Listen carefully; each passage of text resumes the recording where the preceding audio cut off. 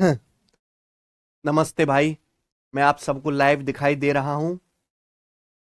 देखिए, ठंड जरूरत से ज्यादा पड़ रही है और इस ठंड में मुझे जुकाम बुखार ने अपनी चपेट में ले लिया है। तो मतलब मेरी तबीयत ठीक नहीं है और उसके बावजूद भी मैं पढ़ा रहा हूं। तो आप मुझे बिल्कुल परेशान ना करें। कृपया मुझे पढ़ाने दें और मुझे मजा लेने दें। आप तो पढ़ने के प्रोसेस का आनंद नहीं लेते हो, लेकिन मुझे पढ़ाने में बहुत मजा आता है, ठीक है ना। और हम प्यारे दोस्तों अर्थमेटिक मैथ पढ़ रहे हैं। मैंने बताया कि मैं 2 चैप्टर परसेंटेज और रेशियो बिल्कुल ऐसे पढ़ाऊंगा जैसे आप अंगूठा छाप हो, ठीक है ना। उसके बाद हम स्पीड ऐसे पकड़ेंगे जैसे हमने रॉकेट को लॉन्च कर दिया हो, ठीक है ना बच्चों। तो आप तसल्ली से अपनी सीट बेल्ट बांध के बैठे और पढ़ते रहे, क्योंकि परसेंटेज रेशियो में ही सारे इंपॉर्टेंट कॉन्सेप्ट्स हैं, ठीक है बच्चों। कल की क्लास में हमने आपको बताया था रिवर्स डेविएशन, ओ सॉरी डेविएशन, है ना। डेविएशन क्या होता है, कहां लगता है ना। बच्चा आधी दुनिया को यही नहीं पता कि क्या कब चीज कहां करनी है कि नहीं बच्चों। डेविएशन क्या होता है, इस्तेमाल क्या है, इसका फायदा क्या है, कहां लगता है, मैंने आपको कल बताया, ठीक है ना बच्चों। आज की क्लास में हम रिवर्स डेविएशन पढ़ेंगे और उसके बाद पूरे अर्थमेटिक का number one important concept successive percentage change पढ़ेंगे, ठीक है ना। करें शुरू। शुरू करते। Reverse deviation. रिवर्स डेविएशन यानी कि डेविएशन का उल्टा। बताइए डेविएशन से हम लोग क्या करते हैं। जहां बीच में प्लस का साइन आएगा वहां डेविएशन लगेगा। डेविएशन से हम ओवरऑल वैल्यू कैलकुलेट करते हैं ना। ओवरऑल वैल्यू निकालते हैं ना, ओवरऑल कुल परिवर्तन निकालते हैं, ठीक है बच्चों। अब मैं आपके सामने एक एग्जांपल देता हूं। ये बताइए बच्चों रिवर्स डेविएशन क्या है। मान लीजिए एक क्लास का टेस्ट हुआ। एक क्लास का टेस्ट हुआ, क्लास में लड़के भी हैं लड़कियां भी हैं।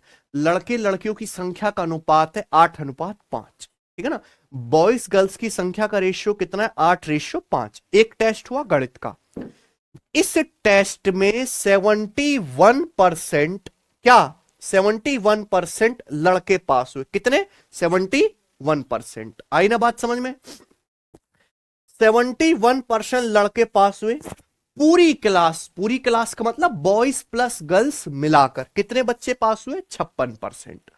पूरी क्लास में 56% स्टूडेंट पास हुए। तो मैं पूछ रहा हूं बताइए कितने परसेंट लड़कियां पास हुई। सबको बात समझ में आ गई। एक क्लास में बॉयज भी हैं गर्ल्स भी हैं। बॉयज गर्ल्स की संख्या का रेशियो 8:5 है। एक टेस्ट हुआ गणित का, उसमें 71% लड़के पास हुए।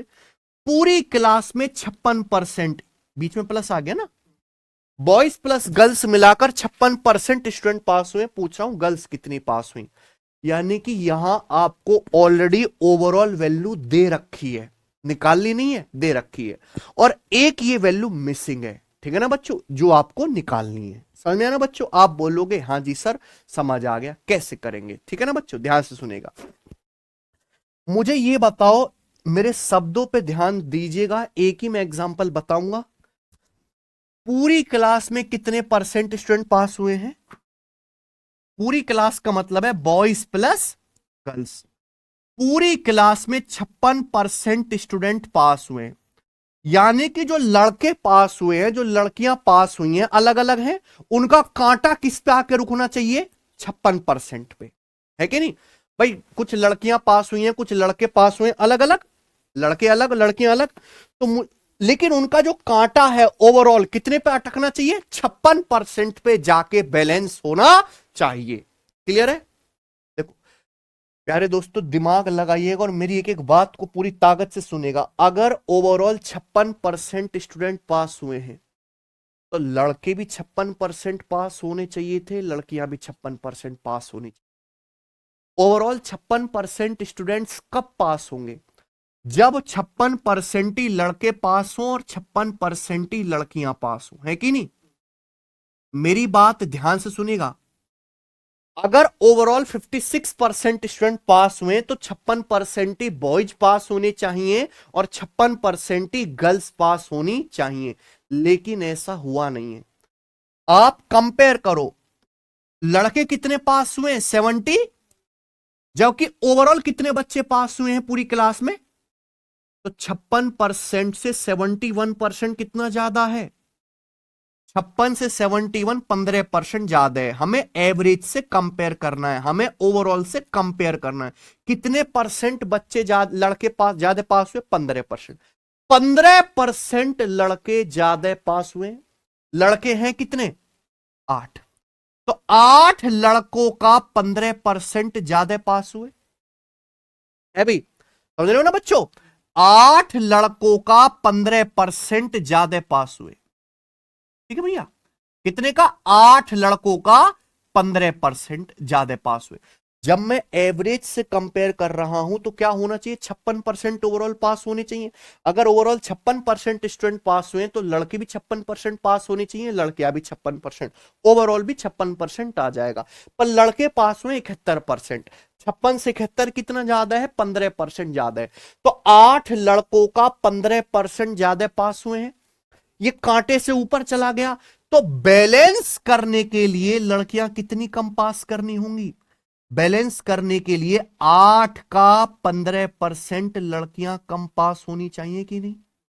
है भाई, ये जितना ज्यादा है ये उतना कम कर दो। आई ना बात समझ में?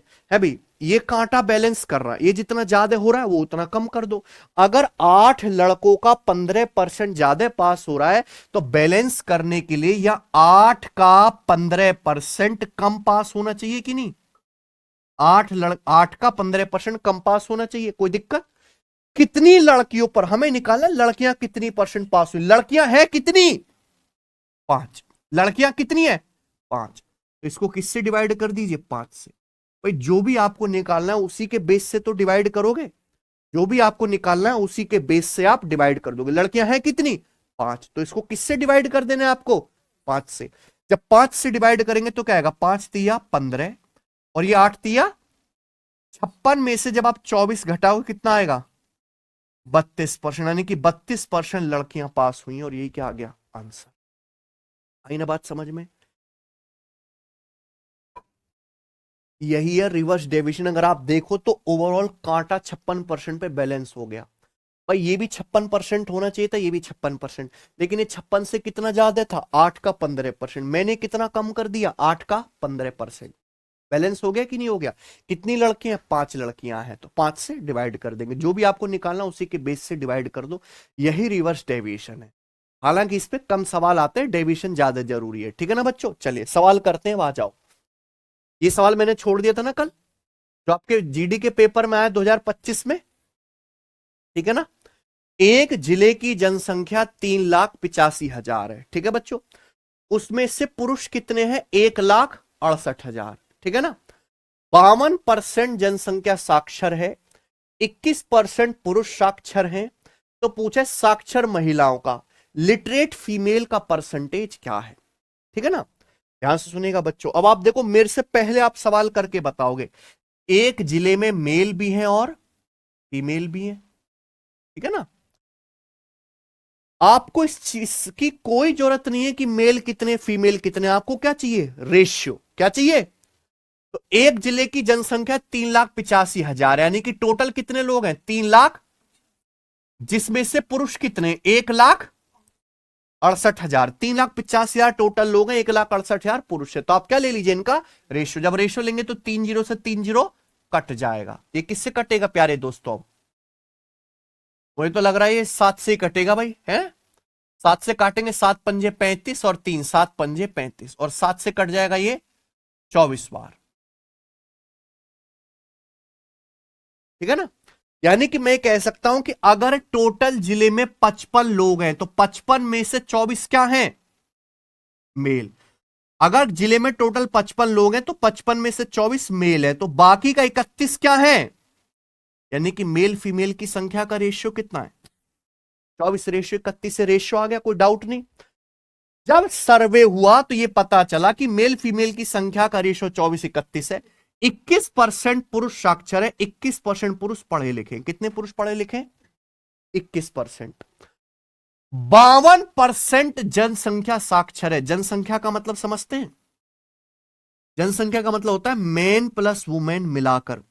यानी कि पूरे जिले में मेन प्लस वुमेन मिलाकर कितने परसेंट लोग पढ़े लिखे हैं? 52%। बीच में क्या आ गया?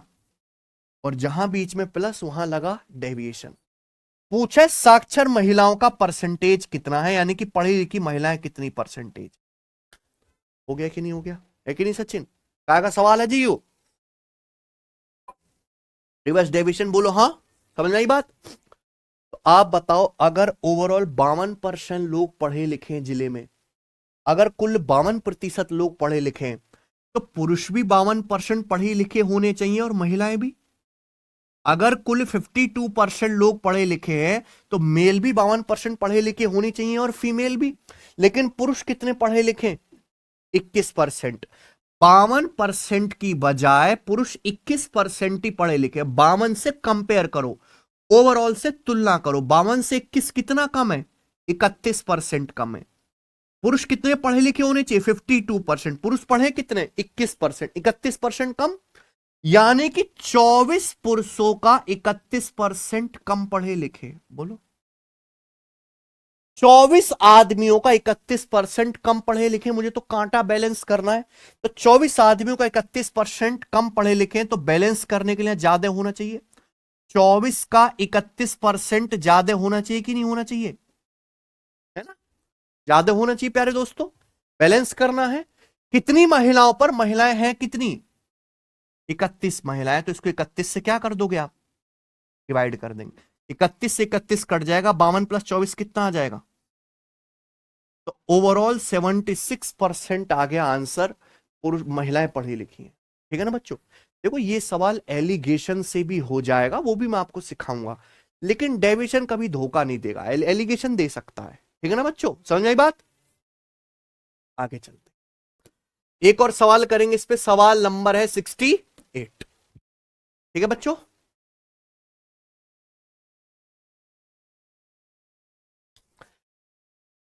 किसी एग्जाम में स्कूल एक्स के कुछ बच्चे शामिल हुए, ठीक है, और 30% स्टूडेंट फेल हो गए। 150% more student than those from school X appeared in the same examination from school Y. उसी एग्जाम में स्कूल X के स्टूडेंट की तुलना में 150% अधिक स्टूडेंट स्कूल Y से शामिल हुए। ठीक है ना? उसी एग्जाम में स्कूल X से जितने बच्चे अपियर हुए उससे 150% ज्यादा बच्चे स्कूल Y से शामिल हुए। ठीक है ना? X और Y से शामिल हुए स्टूडेंट की कुल संख्या का 80% पास हुए। दोनों स्कूल से जितने बच्चे पेपर में बैठे हैं उसमें से कितने पास हुए? 80%। पूछा है स्कूल वाई से फेल होने वाले स्टूडेंट का परसेंटेज ज्ञात कीजिए। आज तक आपको पता नहीं होगा कि ये सवाल डेविएशन से एक स्टेप में हो जाते हैं। 100 बना के करते होंगे सब लोग। ठीक है, आज आपको पता चलेगा। ठीक है ना, ध्यान सुनेगा।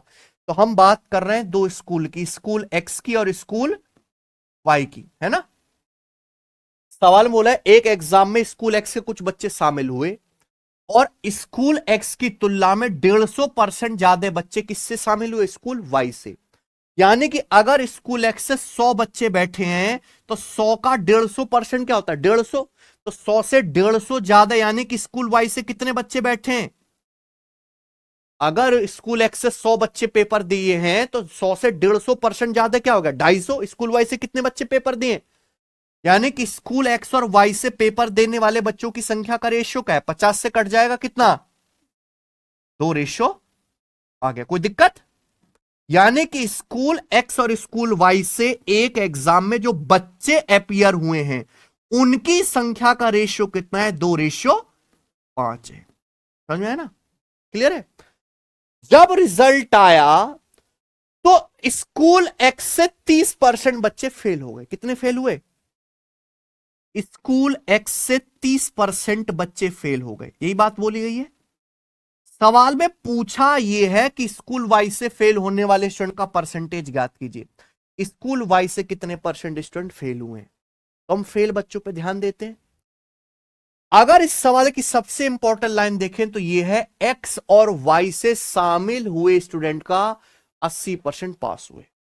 यानी कि दोनों स्कूलों से मिलाकर, स्कूल एक्स और स्कूल वाई दोनों से मिलाकर जितने बच्चे परीक्षा में बैठे हैं उसमें से 80% पास हुए हैं। मिलाकर का मतलब प्लस, स्कूल एक्स के बच्चे प्लस स्कूल वाई के बच्चे पेपर में बिठा दिए, उसमें से 80% क्या हो गए, पास। तो स्कूल एक्स और वाई से कितने बच्चे फेल हुए फिर मिलाकर, भाई सब जगह ये भी फेल, ये भी फेल, ये भी फेल, हर जगह सेम कर लिया ना। तो स्कूल एक्स और वाई से मिलाकर कितने बच्चे फेल हुए फिर 20%, अगर 80% पास है। क्या निकालना है, स्कूल वाई से फेल होने वाले बच्चों का परसेंटेज। क्या ये रिवर्स डेविएशन का सवाल नहीं है, ठीक है ना बच्चों। ये एक सवाल से कितनी चीजें आपको क्लियर हो गई, जहां आया बीच में प्लस वहां मारा पेल के डेविएशन, ठीक है ना। अब एक बात बताओ, अगर दोनों स्कूलों से 20% बच्चे फेल हुए हैं, तो स्कूल एक्स से भी 20% फेल होने चाहिए, स्कूल वाई से भी 20% बच्चे फेल होने चाहिए, है कि नहीं। लेकिन स्कूल एक्स से फेल हुए 30%, तो एवरेज से कंपेयर करो, 20 से 30 कितना ज्यादा है, स्कूल एक्स से 10% बच्चे ज्यादा फेल हुए हैं कि नहीं। तो स्कूल एक्स से 2 का 10% ज्यादा फेल हुए, क्लियर है।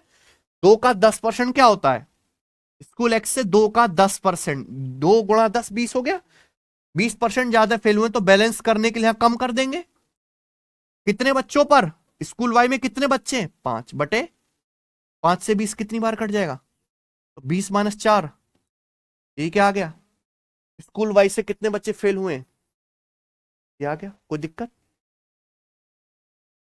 हालांकि आप इतना भी कर सकते थे कि इस सवाल के ये 2 आंसर तो कभी हो ही नहीं सकते। आप एक बात बताओ, स्कूल एक्स से कितने फेल हो रहे हैं, 30%, स्कूल दोनों स्कूल से कितने फेल हो रहे हैं, 20%, इससे कितने फेल होंगे, ये 20% जो आएगा इन दोनों के बीच में आएगा, यानी कि एक संख्या अगर 20 से बड़ी है तो दूसरी क्या आनी चाहिए, 20 से छोटी। ओवरऑल जो वैल्यू होती है, ओवरऑल जो वैल्यू होती है हमेशा इन दोनों के क्या आते हैं, बीच में कोई नंबर आता है। अगर ये 20 से बड़ा है 30, तो 20 से छोटा आएगा, 20 से छोटा आना चाहिए था आंसर, ये पॉसिबल ही नहीं है कि नहीं, कोई दिक्कत। कभी कभी तो ऐसे घटिया ऑप्शन आते हैं कि ऐसी सवाल हो जाता है, सॉल्व ही नहीं करना पड़ता। समझे ना बच्चों बात, आप बोलो कि हाँ जी सर। आगे चलते हैं, अगला प्रश्न ये बताइए, सवाल नंबर 69 करते हैं। चलो, तो मैं आपको कॉन्सेप्ट सिखा रहा हूं, कॉन्सेप्ट। ये ऐसे कॉन्सेप्ट हैं कि मान लो इस बार चूक भी गए ना, तो कोई ऐसा पेपर नहीं होगा पुलिस लेवल का जिसके लिए आपको दोबारा गणित पढ़ना पड़े, ठीक है। मैंने आपको आय खर्चा बचत के सवाल कराए ना, 100 मान के क्वेश्चन कराया था, 100 मान के। मैंने बोला था कि डेविएशन आएगा तो मैं आपको इसका दूसरा तरीका भी सिखाऊंगा। आय खर्चा बचत के सवालों में भी डेविएशन लगता है। आप बोलोगे सर कैसे, ध्यान से सुनेगा। सुधा का खर्चा उसकी बचत से 175% अधिक है ना। खर्चा मतलब एक्सपेंडिचर, बचत मतलब सेविंग, एस है ना। तो बोला है सुधा का खर्चा उसकी बचत से कितना ज्यादा है, सुधा का खर्चा उसकी बचत से 175% ज्यादा है। 175% की फ्रैक्शन वैल्यू क्या होती है, 25% 1/4। ये 25% का 7 गुना है 175%, यानी कि इसकी फ्रैक्शन वैल्यू 7/4। 25% 1/4, 25% का 7 गुना 175%, 7/4।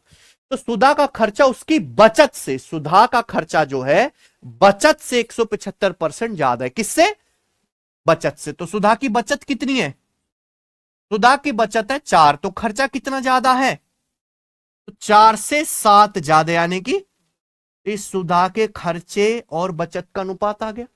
सुधा की बचत अगर 4 है, सब में परसेंटेज के बेसिक में पढ़ा चुका हूं, तो खर्चा कितना, 7 ज्यादा है 11।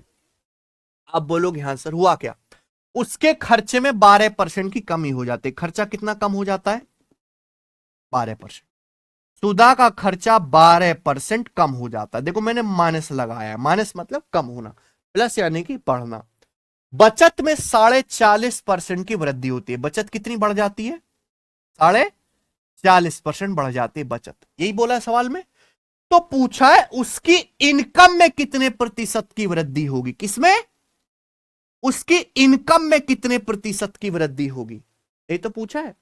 और दोस्तों अगर आप गहराई से सोचो तो इनकम होता क्या है, इनकम होता है खर्चा प्लस, अरे इनकम होता क्या है, खर्चा प्लस बचत, खर्चा प्लस बचत, बीच में कहा आ गया जी, अरे ये रहा खर्चा, ये रहा बचत, और ये पूछा है खर्चा प्लस बचत में कुल प्रतिशत चेंज।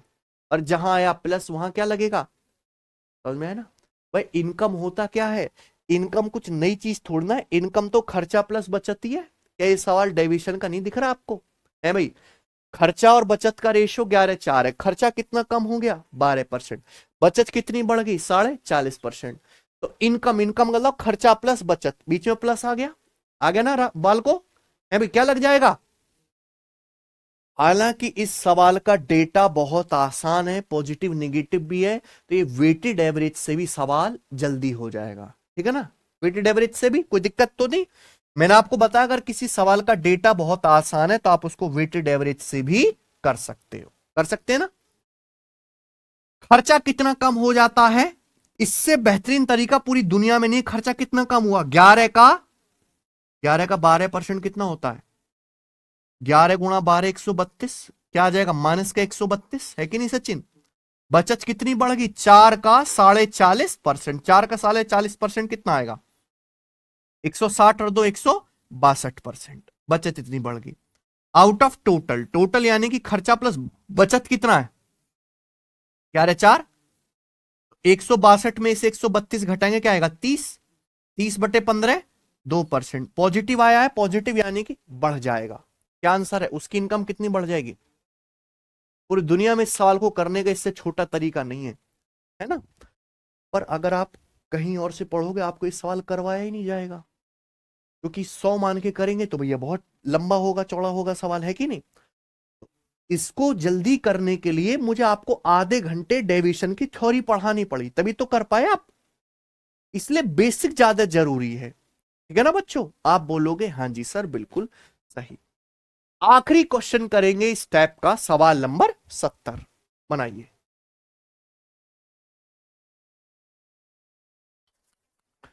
बहुत बहुत इंपॉर्टेंट सवाल, और आपने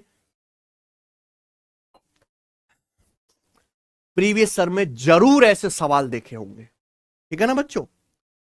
एक आदमी की मंथली इनकम 87,500 रुपए है और खर्चा कितना है 50,000 रुपए, ठीक है।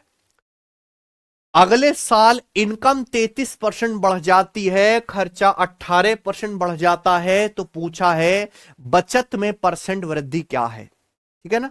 आपने जरूर प्रीवियस ईयर में ऐसे सवाल देखे होंगे। एक आदमी की मंथली इनकम कितनी है 87,500, जिसमें से खर्च है 50,000 रुपए, इनकम 33% बढ़ जाती है, खर्चा 18% बढ़ जाता है, तो पूछा है बचत में प्रतिशत वृद्धि क्या होगी, ठीक है ना।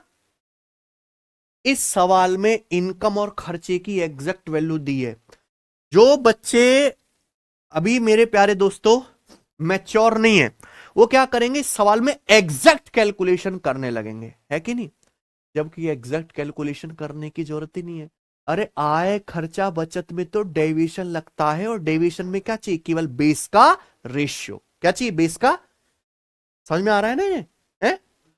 तो एक आदमी की हमें ये खर्चा और ये बचत, इसका एग्जैक्ट वैल्यू चाहिए ही नहीं, हमें क्या चाहिए, खर्चा बचत का केवल रेशियो, ठीक है ना।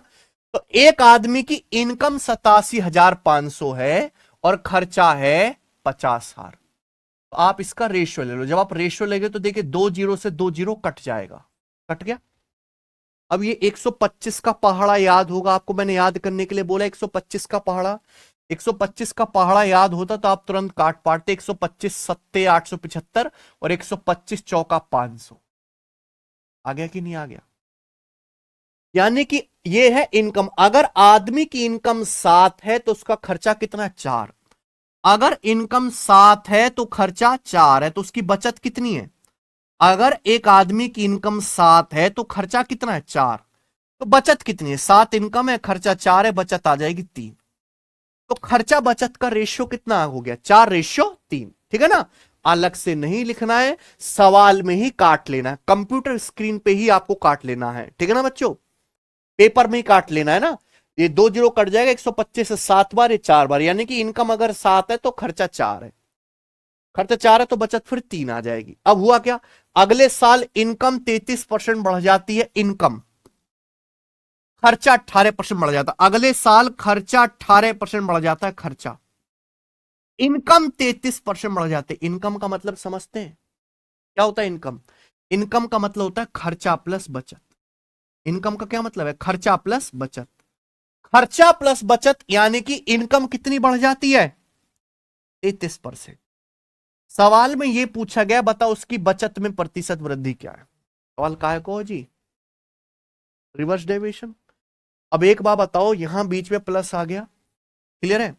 अगर एक आदमी की इनकम 33% बढ़ी है, खुद सोचो, अगर एक आदमी की कमाई 33% बढ़ी है, कमाई बढ़ गई भाई साहब 33%, तो खर्चा भी 33% बढ़ना चाहिए और बचत भी 33% बढ़नी। खर्चा भी 33% बढ़ना चाहिए, बचत भी 33% बढ़नी चाहिए, लेकिन खर्चा बढ़ा है केवल 18%। खर्चा 33% की बजाय 18% बढ़ा है। 33 से 18 कितना कम है? 15%। खर्चा 15% कम बढ़ा है कि नहीं? यानी कि खर्चा 4 रुपए है, 4 रुपए का 15% खर्चा कम बढ़ा है। 4 रुपए का 15% कितना होता है? 4 का 15% 60, 15 चौका 60।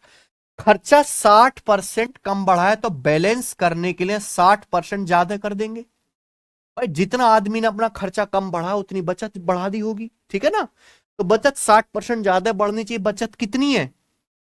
3 रुपए पर, 3 रुपए की सेविंग पर 3 से 60 कितनी बार कट जाएगा? तो 33 + 20, 53%। तो जो सवाल बहुत डिफिकल्ट है, जो किताबों में एक एक पेज का सॉल्यूशन है, वो आप एक स्टेप में कर सकते हो। कितना? 53%। ये इसका आंसर है। उसी के साथ ये टाइप खत्म होता है। ठीक है बच्चों, अगर आपको समझ में आ गया है तो कमेंट में यस लिख दो। दिखाओ एक बार कमेंट भाई।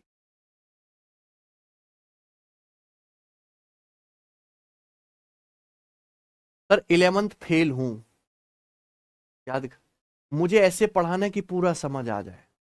हाँ बेटे, मेरा यही तो काम है। 11वीं फेल को।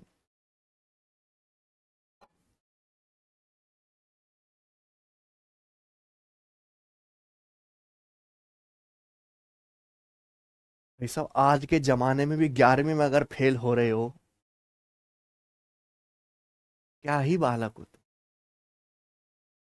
बताओ बच्चों, आपने देखो कभी आपने प्रीवियस सर में ऐसे सवाल जरूर देखे होंगे। बताओ देखे कि नहीं? कमेंट में लिख के बताओ कि हाँ जी सर देखें। लेकिन आपने इतने शॉर्ट सॉल्यूशन नहीं देखे होंगे सवालों के ना। ये पेपर में हद से ज्यादा आने वाले सवालों में से हैं। ठीक है।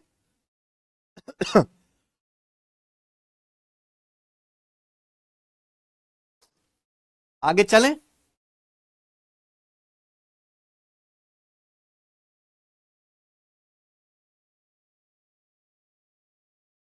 सर 60 कैसे आया?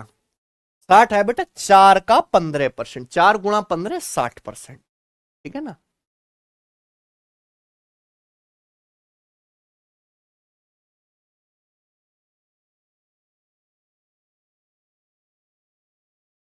ठीक है बच्चों। आगे चलते हैं। अगला कॉन्सेप्ट आपके सामने, छुपा लो सचिन आओ। सक्सेसिव परसेंटेज चेंज, हिंदी में क्रमागत प्रतिशत परिवर्तन। परसेंटेज चैप्टर में मैंने आपको यहां पे 4 कॉन्सेप्ट बताए। Percentage break method, A × B constant है ना, डेविएशन, रिवर्स डेविएशन, और अब मैं आपको सिखा रहा हूं सक्सेसिव परसेंटेज चेंज। ये 4 कॉन्सेप्ट ऐसे हैं जो पूरे गणित में इस्तेमाल होंगे। इनका परसेंटेज से नहीं, आगे गणित से ज्यादा लेना देना है। ठीक है, तो मैं आपको पूरा कॉन्सेप्ट समझाऊंगा, फॉर्मूला बताऊंगा, एग्जाम्पल करवाऊंगा, कंप्लीट थ्योरी बताऊंगा। तो कृपया आप बिना हलक से आवाज निकाले चुपचाप समझे। अगर आपने ये नहीं समझा तो आप profit loss discount, compound interest नहीं पढ़ पाओगे। ठीक है ना बच्चों? चलिए सबसे पहले बेसिक देखो, हमारा समय बचे इसलिए मैंने हर एक कॉन्सेप्ट की, हर एक एग्जांपल की देखिए इस तरीके से पीपीटी बनवा ली है। ठीक है ना? कितना समय बचेगा, शुरू करते हैं। सक्सेसिव परसेंटेज चेंज, हिंदी में क्रमागत प्रतिशत परिवर्तन। ठीक है ना बच्चों? आप बोलोगे हाँ जी सर बिल्कुल सही। मस्त है, मस्त है ना बालको? सक्सेसिव परसेंटेज चेंज, हिंदी में क्रमागत प्रतिशत परिवर्तन। क्रमागत प्रतिशत परिवर्तन होता क्या है? सब बच्चे ध्यान से सुनेगा। क्रमागत का मतलब होता है लगातार, प्रतिशत आप जानते हैं, परिवर्तन का मतलब चेंज करना, चेंज बढ़ाना भी हो सकता है और घटाना भी, पॉजिटिव भी और नेगेटिव भी, इसलिए हमने क्या लिखा है, चेंज लिखा है। आई ना बात समझ में? तो सक्सेस परसेंटेज चेंज या हिंदी में क्रमागत प्रतिशत परिवर्तन का मतलब है किसी संख्या को लगातार प्रतिशत से बढ़ाते जाना या घटाते जाना, किसी संख्या को लगातार प्रतिशत से बढ़ाते जाना या घटाते जाना। समझ में आया प्यारे दोस्तों? आप बोलोगे हाँ जी सर। सबसे पहले बेसिक समझते हैं, ठीक है ना। मान लीजिए कि आपकी पॉकेट में 100 रुपए है। ये सारा डेटा मैंने अपनी मर्जी से लिखा है ना, एग्जाम्पल है ये समझाने के लिए आपको, ठीक है बच्चों। मान लीजिए कि बच्चों आपकी पॉकेट में कितने रुपए हैं, 100 रुपए। मान लीजिए आपकी जेब में 100 रुपए, कितने रुपए, 100 रुपए। इस 100 रुपए को 20% बढ़ाया जाता है। यह है इनिशियल वैल्यू, प्रारंभिक मान। क्या लिखा है बेटा, ये इनिशियल वैल्यू यानी कि प्रारंभिक मान। मान लीजिए शुरुआत में आपकी पॉकेट में 100 रुपए है, ठीक है बच्चों। इस 100 रुपए को 20% बढ़ाया जाता है। तो 100 रुपए का 20% क्या आएगा, 20 रुपए। तो 100 रुपए को 20% बढ़ाओगे तो आपकी पॉकेट में कितना हो जाएगा, 100 में 20 जोड़ो, अब आपकी पॉकेट में कितना हो जाएगा, 120 रुपए। अब आपकी पॉकेट में 120 रुपए हो गए। अब आपकी पॉकेट में 120 रुपए हो गए प्यारे दोस्तों। कोई दिक्कत, कोई समस्या यहां तक? आप बोलोगे नहीं सर, मुझे अब इस 100 से कोई मतलब नहीं है, जो बात बीत गई वो बीत गई। अब देखो अब क्या है, अब मेरी पॉकेट में कितने रुपए, 120 रुपए। यानी कि 100 रुपए को बढ़ाने के बाद, चेंज करने के बाद क्या आया, 120 रुपए। अब 120 रुपए, इस 120 को 30% बढ़ाया जाता है। कितना बढ़ाया जाता है, 30%। तो मुझे बताओ 120 का 30% कितना आएगा, तो परसेंटेज से 2 जीरो चला जाएगा, 12 तिया। इस 120 रुपए को 30% बढ़ाया जाता है, तो 120 का 30% होता है 36। तो 120 में 36 जोड़ूंगा तो अब आपकी पॉकेट में कितने रुपए हो जाएंगे, 156 रुपए हो जाएंगे, 156। मुझे अब पीछे कोई मतलब नहीं, अब देखूंगा अब मेरी पॉकेट में कितने रुपए हैं, 156। कितने रुपए, 156। पीछे क्या था कोई मतलब नहीं, अब वर्तमान में क्या है, कितने रुपए यहां जेब में, 156 रुपए। अब इस 156 रुपए को 10% कम किया जाता है। कितना, 10%। तो 156 का 10% क्या होता है, 10% 10 से भाग दो यानी कि 15.6। कम कर रहे हैं इसलिए मैंने क्या लगाया, माइनस का साइन। बढ़ा रहा हूं तो क्या लगा रहा हूं, प्लस का साइन। तो 156 का 10% कितना होता है, 15 पॉइंट। तो 156 का 10% 15.6 कम किया जाता है। तो 156 में से 15.6 घटाओ तो आपकी पॉकेट में कितने रुपए हो जाएंगे, अब 140 पॉइंट। यानी कि फाइनली आपके पॉकेट में अब कितने रुपए बचे, केवल 140.4 रुपए। बात समझ में आई? तो हमारे पास पॉकेट में शुरुआत में कितने थे, 100 रुपए। 100 रुपए को 20% बढ़ाया, एक नई संख्या आ गई 120। उस नई संख्या को वापस 30% बढ़ाया, एक नई संख्या आ गई 156। फिर उस नई संख्या को दोबारा 10% घटाया, एक फाइनल अंतिम संख्या आ गई 140.4। यही है सक्सेसिव परसेंटेज चेंज। आपके पास शुरुआत में 100 रुपए थे, पहले 100 को 20% बढ़ाया, नई जो वैल्यू आएगी उस नई वैल्यू में चेंज करना है।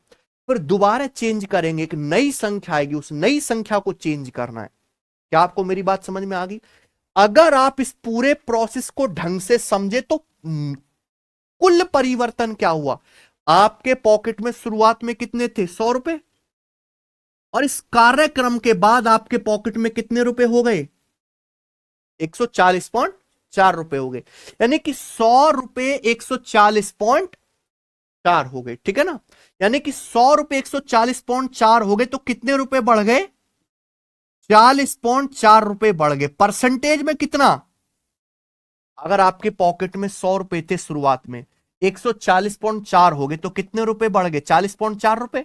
परसेंटेज में कितना गुणा, 100%। 100 से 100 कट जाएगा, बेस अगर 100 है तो डायरेक्ट आंसर किस में आएगा, परसेंटेज में। यानी कि आपके पॉकेट में अब 40.4% अमाउंट बढ़ गया, यानी कि जो फाइनल वैल्यू है वो इनिशियल वैल्यू से कितनी ज्यादा है, 40.4% अधिक है। क्लियर है? इसे बोलते हैं प्यारे दोस्तों नेट परसेंटेज चेंज। क्या बोलते हैं इसे? Net percentage change. क्लियर है? या single equivalent percentage change, single equivalent percentage change. ठीक है बच्चों? या इसे कहेंगे मेरे प्यारे भाई नेट इफेक्टिव परसेंटेज चेंज। क्या कहेंगे? Net effective percentage change. Hindi में कहेंगे कुल प्रतिशत या शुद्ध प्रतिशत परिवर्तन। ठीक है ना? कुल या शुद्ध प्रतिशत परिवर्तन। समझ में आया ना बच्चों? ये चारों नाम है, एक ही चीज है, घबराना नहीं है प्यारे दोस्तों। ठीक है ना? यानी कि अगर आपकी पॉकेट में 100 रुपए हैं, पहले 100 रुपए को 20% बढ़ाओ, 120 आ गया। फिर 120 नई संख्या है, उस 120 नई संख्या को 30% बढ़ाओ, कितना आ गया? 156 आ गया। उस 156 को 10% घटाओ, कितना आ गया? 140.4 आ गया। तो शुरुआत की वैल्यू से फाइनल तक पहुंचने में आपका पैसा कितना बढ़ गया? 40.4% बढ़ गया। ये हो गया नेट परसेंटेज चेंज। यानी कि शुरुआती वैल्यू से अंतिम वैल्यू तक आने में कुल कितने प्रतिशत का परिवर्तन हुआ? कितना? 40.4%। ठीक है ना? आप बोलोगे हाँ जी सर, यानी कि सक्सेसिव परसेंटेज चेंज का क्या मतलब है? आपके पास शुरुआत में कोई संख्या होगी, इस संख्या को आप चेंज करोगे, एक नई संख्या आएगी, नई संख्या आएगी, उस नई संख्या को आप फिर दोबारा चेंज करोगे किसी परसेंटेज से, एक और नई संख्या आएगी, फिर उसको आगे चेंज करोगे मेरे प्यारे भाई, एक और नई संख्या आएगी प्यारे दोस्तों, और ऐसे ही क्या करना है? चलता रहेगा। तो है ना बच्चों? तो इस प्रोसेस को क्या कहते हैं? Successive percentage change. Initial value से फाइनल वैल्यू तक पहुंचने में जो भी प्रतिशत परिवर्तन हुआ है वो क्या कहलाता है? नेट परसेंटेज चेंज, कुल प्रतिशत परिवर्तन।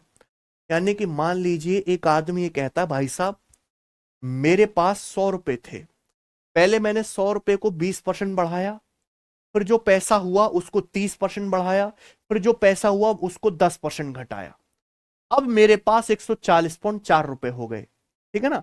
आप पता उससे सीधी बात क्या कहोगे? भाई साहब क्यों घुमा फिरा के कह रहे हो? सीधा क्यों नहीं बोलते कि 20%, 30% और -10% का जो नेट परसेंटेज चेंज है वो 40.4% इंक्रीज के बराबर है। सीधा ये कहो ना, आप इतना घुमा के क्यों कह रहे हो? आप सीधा ये कहो कि आपने अपना पैसा 40.4% बढ़ा दिया, है ना? अगर किसी संख्या को पहले 20% बढ़ाया जाए, फिर 30% बढ़ाया जाए, फिर 10% घटाया जाए सक्सेसिवली। सक्सेसिवली का क्या मतलब है कि 100 को 20% बढ़ा के 120 आया, उस 120 को बढ़ाना है 30%, फिर उस 156 आएगा, उस 156 को घटाना है 10%, है ना? तो अगर किसी संख्या को पहले 20% बढ़ाया जाए, फिर नई प्राप्त संख्या को 30% बढ़ाया जाए, फिर जो नई संख्या प्राप्त होगी उसको 10% घटाया जाए, तो संख्या में जो कुल प्रतिशत परिवर्तन होगा वो 40.4% वृद्धि के बराबर होगा। इसे क्या कहते हैं हम? Net percentage change. यानी कि 20, 30 और -10 का जो सक्सेसिव है वो 40.4% इंक्रीज या वृद्धि के बराबर है। ठीक है बच्चों? ये है सक्सेसिव परसेंटेज चेंज का बेसिक। सबको क्लियर हुआ? आप बोलोगे हाँ जी सर बिल्कुल सही। ठीक है? नेट परसेंटेज चेंज समझ में आ गया? आगे चलते हैं। ठीक है ना? रेशियो मेथड 3 तरीके हैं। एक तरीका मैंने आपको सिखा दिया बच्चों, ये 100 मान के, ये बहुत जरूरी था क्योंकि आपको यहां से पता चलेगा कि सक्सेसिव परसेंटेज चेंज होता क्या है। ठीक है ना? आगे है प्यारे दोस्तों आपके सामने रेशियो मेथड। ठीक है? चलिए ध्यान से सुनिएगा। मान लीजिए कि कोई संख्या है आपके पास n। मान लीजिए आपके पास शुरुआत में कोई संख्या है n। कितना है? n। ठीक है ना? हमें इस संख्या को पहले 20% बढ़ाना है, जो संख्या प्राप्त होगी उसे 30% बढ़ाना है, फिर जो नई संख्या आएगी उसको 10% घटाना है। ठीक है ना? तो बताइए संख्या की फाइनल वैल्यू क्या हो जाएगी? सबको बात समझ में आई? ध्यान सुनिएगा। मैंने आपको मल्टीप्लाइंग फैक्टर पढ़ाया है। हमें संख्या n को कितना बढ़ाना है प्यारे दोस्तों? 20%। अगर किसी संख्या को 20% बढ़ाओगे तो संख्या खुद का कितने गुना हो जाएगी बताओ। हर संख्या अपने आप में 100% होती है। 100% को अगर 20% बढ़ाओगे तो संख्या कितनी हो जाएगी? 120%। 120% को हम क्या कहते हैं? 120/100, 1.2 गुना। 120% का मतलब है 120/100। 120 को 100 से भाग दो, क्या आता है? 1.2 गुना। तो आपके पास शुरुआत में कोई संख्या कितनी है? n। आपने इस संख्या n को कितना बढ़ाया?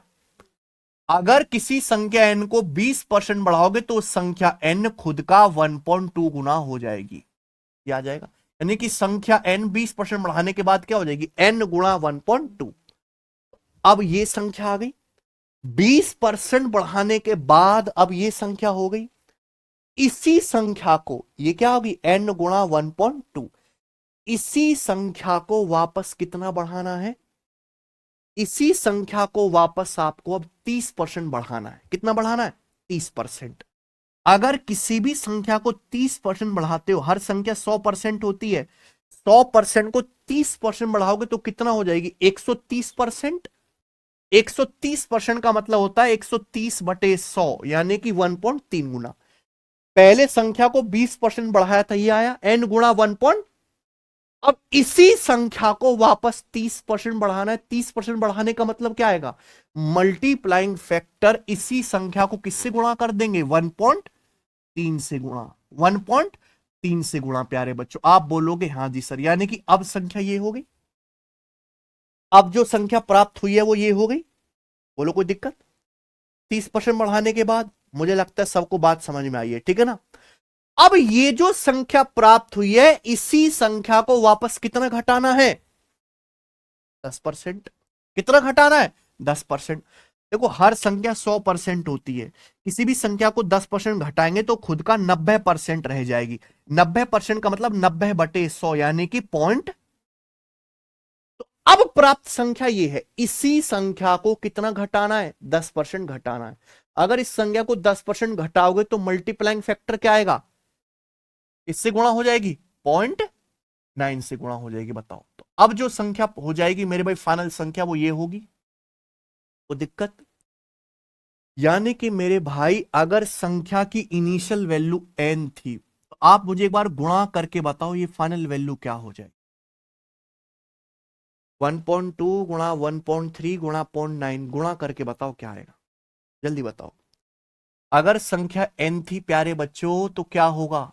1.2 गुणा 1.3 गुणा 0.9। जल्दी से।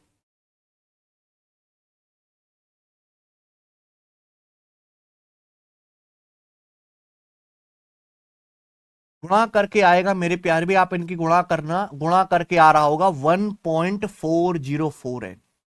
ये गुणा करके आएगा, क्या आएगा? 1.2 गुणा 1.3 गुणा 0.9। आप इसकी गुणा करना, कर सकते हो सब लोग। 1.404n। ये यानी कि अगर आपके पास शुरुआत में n रुपए हैं, n को 20% बढ़ाओ, 30% बढ़ाओ, फिर 10% घटाओ, तो फाइनली आपके पास 1.404n रुपए हो जाएंगे। समझ में आया ना? यानी कि आप एक बात समझ रहे हैं, सक्सेसिव परसेंटेज चेंज का मतलब कुछ और नहीं है, मल्टीप्लाइंग फैक्टर से लगातार गुणा करते जाना है। बीच में क्या आ रहा है? गुणा। मल्टीप्लाइंग फैक्टर से लगातार गुणा करते जाना ही सक्सेसिव परसेंटेज चेंज है। यानी कि जहां बीच में गुणा आएगा वहां क्या लगेगा? Successive percentage change. आज तक बच्चों को यही कंफ्यूजन नहीं हो, कहीं का कुछ लगाते हैं, और जहां बीच में प्लस आएगा वहां क्या लगेगा? डेविएशन। जब बीच में प्लस आता है तो डेविएशन लगता है, और जब बीच में मल्टीप्लाई आता है तो सक्सेसिव परसेंटेज चेंज लगता है ना? सक्सेसिव परसेंटेज चेंज कुछ भी नहीं। आपने क्या देखा कि भैया पहले संख्या को 20% बढ़ाया तो 1.2 से गुणा, अब जो संख्या नई आई उसको 30% बढ़ाया तो दोबारा 1.3 से गुणा, जो नई संख्या है उसको 10% घटाया तो मल्टीप्लाइंग फैक्टर 0.9 से गुणा। तो मल्टीप्लाइंग फैक्टर की लगातार गुणा करते जा रहे हैं। गुणा यानी कि गुणा का मतलब ही क्या है? सक्सेसिव है। गुणा का मतलब ही सक्सेसिव है। समझ में आई ना? अब आप खुद देखो, अगर आपके पास शुरुआत में n रुपए थे तो n रुपए कितने हो गए? 1.404n हो गए। तो नेट चेंज कितना है बताओ? कितना बढ़ गया? 1.404n में से n घटाओ, क्या आएगा? 0.404n है कि नहीं सचिन? बताओ कितना बढ़ गया? 1.404n में से n माइनस करो, कितना बढ़ा? 0.404n बढ़ा। इनिशियल वैल्यू कितनी थी और परसेंटेज में कितना गुणा? परसेंटेज में कितना इंक्रीज हुआ? 100%। आप देखो n से n कट गया, 0.404 की 100 में गुणा करेंगे तो क्या आएगा? 40.4% इंक्रीज। क्या आ गया? 40.4% इंक्रीज। देखो यही आया सेम, 40.4% इंक्रीज आया कि नहीं? क्लियर है? यानी कि सक्सेसिव परसेंटेज चेंज कुछ भी नहीं है, मल्टीप्लाइंग फैक्टर की ही लगातार गुणा करते जाना है। आई ना बात समझ में? गुणा ही सक्सेसिव है, गुणा ही सक्सेसिव है। आई ना बात समझ में? आप बोलोगे हाँ जी सर बहुत बढ़िया। अब जब हमें पता चल गया कि गुणा ही सक्सेसिव है, तो इस बात को रेशियो में भी लिख सकते हैं, है ना भाई? हाँ, ये सारी परसेंटेज है कि आप इनकी फ्रैक्शनल वैल्यू नहीं बना सकते भाई। आपको सबसे पहले संख्या को कितना बढ़ाना है? 20%। 20% की फ्रैक्शन वैल्यू कितनी होती है? आपको सबसे पहले संख्या को 20% बढ़ाना है। 20% की फ्रैक्शन वैल्यू होती है 1/5। 1/5 का मतलब अगर संख्या का मान 5 है तो 5 से 1 बढ़ के कितना हो जाएगा? बताइए। 20% की फ्रैक्शन वैल्यू 1/5, यानी कि संख्या का मान 5 है तो 5 से 1 बढ़ के कितना हो जाएगा? 6। ठीक है। फिर जो संख्या प्राप्त हुई है उसको 30% बढ़ा रहा है। 30% की फ्रैक्शन वैल्यू कितनी होती है? 3/10। देखो गुणा, सक्सेसिव परसेंटेज चेंज का मतलब क्या है? गुणा, मल्टीप्लाइंग फैक्टर की गुणा। 30% बढ़ाओगे 3/10। 3/10 का मतलब क्या है? अगर संख्या 10 है तो 10 से 3 बढ़ के कितनी हो जाएगी? अब जो नई संख्या मिलेगी उस नई संख्या को कितना घटाना है? 10%। 10% की फ्रैक्शन वैल्यू क्या होती है? 1 गुणा 10%। 1/10, 1/10 घटाने मतलब संख्या अगर 10 है तो 10 से 1 घट के क्या हो जाएगी? 9। तो मल्टीप्लाइंग फैक्टर की क्या कर दीजिए आप लोग? सीधी सीधी गुणा कर देंगे। जब आप मल्टीप्लाइंग फैक्टर की सीधी सीधी गुणा करेंगे तो बताओ गुणा करके क्या आएगा? जल्दी से बताओ। ये 2 से कट गया, 2 तिया 6 और 2 पंजे, आगे तो और कुछ कटेगा नहीं। तो 5 पच्चे 25 दुसाम 250, ये आ गया ना बच्चों। और ऊपर क्या आ गया? 13 निम्मा 170, 170 तिया 351। ये आगे गुणा करके सीधी सीधी ये क्या आ गया? ये संख्या की नीचे क्या होता है बेटा? नीचे होता है हमेशा बेस, यानी कि इनिशियल वैल्यू। नीचे जो होता है वो हमेशा बेस होता है, इनिशियल वैल्यू। क्या होता है? Initial value. और जो ऊपर आता है मेरे प्यारे, वो चेंज करने के बाद आता है, क्या होता है? Final value. यानी कि ये संख्या की इनिशियल वैल्यू और फाइनल वैल्यू का रेशियो आ गया, अनुपात आ गया हमेशा। अगर आप मल्टीप्लाइंग फैक्टर की सीधी सीधी गुणा कर दोगे, इनिशियल वैल्यू और फाइनल वैल्यू का रेशियो आ जाएगा। यानी कि प्यारे बच्चों, अगर मैं आपसे कहूं कि आपके पॉकेट में 250 रुपए है, अगर मैं आपको 250 रुपए दे दूं शुरुआत में, 250 रुपए को पहले 20% बढ़ाओ, फिर जो आए उसको 30% बढ़ाओ, फिर जो संख्या प्राप्त हो उसको 10% घटाओ, तो फाइनली आपके पॉकेट में 351 रुपए बचेंगे। ये हमेशा क्या आ जाएगा? इनिशियल और फाइनल वैल्यू का रेशियो आ जाएगा। आप बोलोगे जी सर कोई समस्या, दुख तकलीफ परेशानी रोना धोना इसमें नहीं? यानी कि अगर आपकी पॉकेट में 250 रुपए डाले जाए, 250 को इस परसेंटेज से सक्सेसिवली चेंज किया जाए, तो फाइनली कितने रुपए बचेंगे आपके पॉकेट में? 351 बचेंगे। तो नेट चेंज कितना हुआ? अगर 250 रुपए 351 बन गए मेरे प्यार भाई, तो कितना बढ़ गया? 101 बढ़ गया। कितने पर? 250 रुपए। इनिशियल कितना था? 250।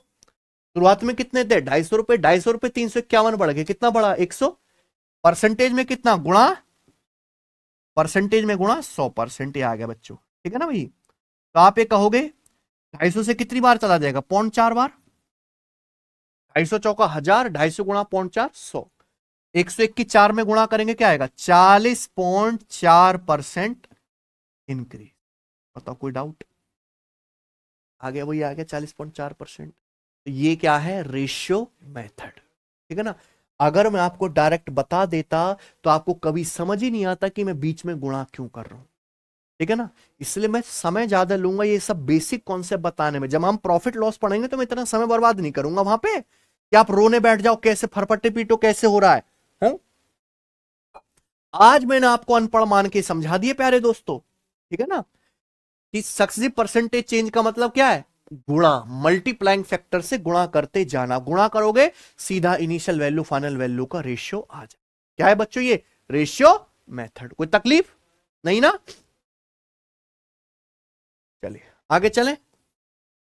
देखो यहां लिखा है मेरे दोस्तों एक खड़े रेशियो में, आप इसको पट्ट में भी लिख सकते हो, है ना, जैसे बहुत से टीचर्स इसी तरीके से पढ़ाते हैं, काफी किताबों में इस तरीके से लिखा हुआ होता है, मैं भी यही ज्यादा फॉलो करता हूं।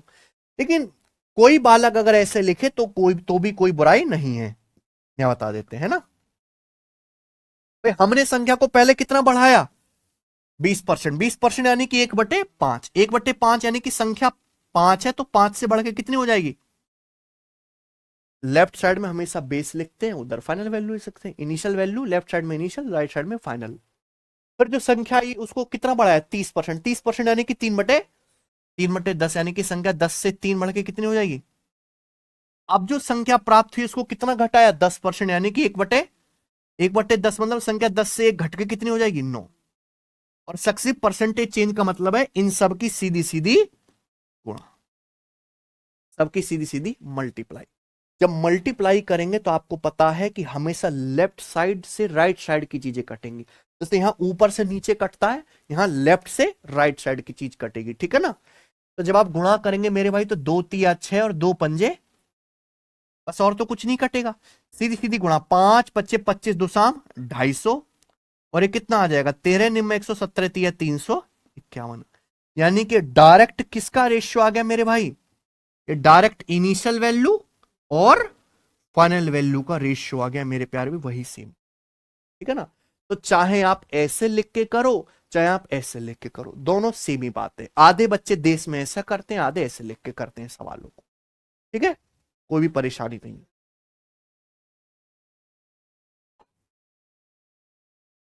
समझ में आई ये बात, ठीक है जी।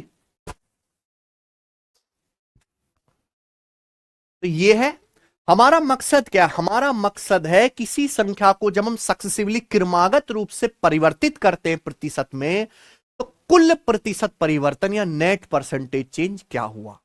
नेट परसेंटेज चेंज निकालने का ये मैंने आपको सिखाया रेशियो मेथड, ठीक है ना बच्चों, आप बोलोगे हाँ जी सर। तीसरा और आखिरी मेरे प्यार में फॉर्मूला मेथड, क्या है फॉर्मूला मेथड, ठीक है ना बच्चे, आप बोलोगे हाँ जी सर बिल्कुल सर, फॉर्मूला मेथड, ठीक है। सब बच्चे ध्यान से सुनेगा, सब बच्चे मेरी बात ध्यान से सुनेगा। अगर किसी संख्या को पहले x% चेंज किया जाए फिर y% चेंज किया जाए, ठीक है ना, चेंज का मतलब बढ़ाना भी हो सकता है, बढ़ा रहे हैं तो पॉजिटिव, घटा रहे हैं तो नेगेटिव, इसलिए मैं शब्द क्या बोल रहा हूं, चेंज। अगर किसी संख्या को पहले x% चेंज किया जाए फिर जो नई संख्या प्राप्त होती है उसको वापस y% चेंज किया जाए, तो संख्या में जो कुल प्रतिशत परिवर्तन होगा, जो नेट परसेंटेज चेंज होगा, वो होगा, उसका फॉर्मूला है x plus Y plus X Y बटे 100%। प्रूफ की कोई जरूरत नहीं है आपको, x plus Y plus X Y बटे 100%, ठीक है ना। x% और y% का जो नेट इफेक्टिव परसेंटेज चेंज होता है वो x plus Y plus X Y बटे 100% के बराबर होता है, ठीक है ना, कोई दिक्कत। मैं आपसे कहता हूं मान लीजिए हमने एक संख्या को पहले 20% बढ़ाया, फिर जो संख्या प्राप्त हुई है हमने उसको 10% बढ़ाया, ठीक है जी, कितना बढ़ाया, 10%, ठीक है। तो संख्या में नेट चेंज कितना आएगा,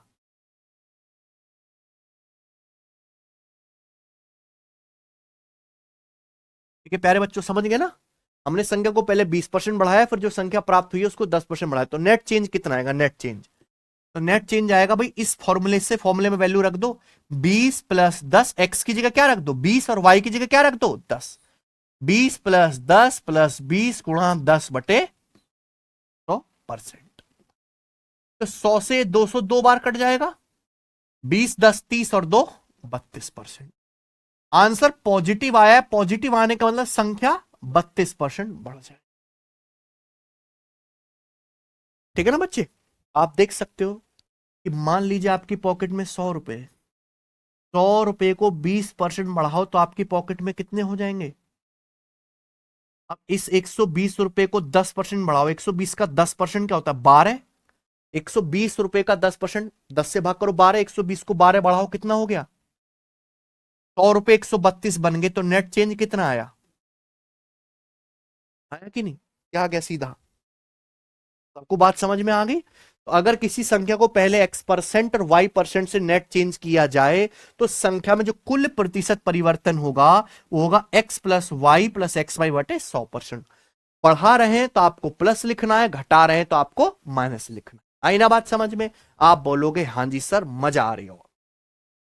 ठीक है जी, चलिए ये कुछ एग्जाम्पल्स हैं, करके बताएं हमें। ठीक है बच्चे, चलिए 14%, अगर किसी संख्या को पहले 14% बढ़ाया जाता है फिर 9% बढ़ाया जाता है सक्सेसिवली, तो उसमें नेट परसेंटेज चेंज क्या होगा। ठीक है ना, दोनों जगह क्या लिखा है प्लस प्लस। ठीक है बच्चे, तो फॉर्मूले से बहुत आसानी से आ जाएगा। क्या फॉर्मूला है, एक्स प्लस एक्स वाई बटे 100%। 14 प्लस 9 प्लस 14 गुणा 9 बटे 100। तो आप यहां देख सकते हैं कि 14 प्लस 9 क्या आ गया 23। 14 निम्मा 126, 126 को 100 से भाग करा 1.26। 23 में 1.26 जोड़ेंगे तो 24.26% इंक्रीज। आगे बात समझ में। तो अगर किसी संख्या को पहले 14% बढ़ाया जाए फिर 9% बढ़ाया जाए तो संख्या में कुल प्रतिशत परिवर्तन होगा, संख्या 24.26% बढ़ जाएगी। आई बात समझ में। आगे चलते हैं अगला। इतना सिस्टमेटिक वे में आपको कहीं भी पढ़ने को नहीं मिलेगा, मेरी गारंटी है। ठीक है ना बच्चे, आगे चलते हैं। अगर किसी संख्या को पहले 20% बढ़ाया जाए फिर जो संख्या प्राप्त होती है उसको 7% डिक्रीज किया जाए, घटाया जाए, क्या लगा हुआ है माइनस, तो संख्या में कुल कितने प्रतिशत का परिवर्तन होगा। ठीक है ना, देखो आप पहले संख्या को 20% बढ़ाते हो तो x की जगह आपको क्या रखना है 20, फिर 7% घटाते हो तो y की जगह आपको क्या रखना है -7। ये ध्यान रखिएगा, इस फॉर्मूले में आपको x की जगह +20 रखना है, y की जगह -7 रखना है। आई ना बात समझ में। तो जब आप ऐसा करेंगे क्या हो जाएगा फिर 20 -7 +20 की -7 में गुणा करेंगे, 20 की -7 में गुणा करेंगे तो माइनस ही हो जाएगा, -20 गुणा 7 बटे 100।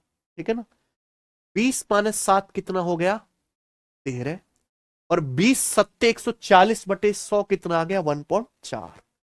अब 13 में से अगर हम लोग 1.4 घटाएंगे तो कितना आएगा, 13 में से 1.4 घटाएंगे तो 11.6%। ये क्या आ गया इंक्रीज। ठीक है ना, अगर आंसर पॉजिटिव आ रहा है तो संख्या का मान बढ़ा है, और ठीक है बच्चों, और नहीं आ रहा है तो घटा है। ठीक है बच्चे, कोई दिक्कत, तो संख्या 11.6% बढ़ जाएगी। ठीक है बच्चे, आगे चलें अगला।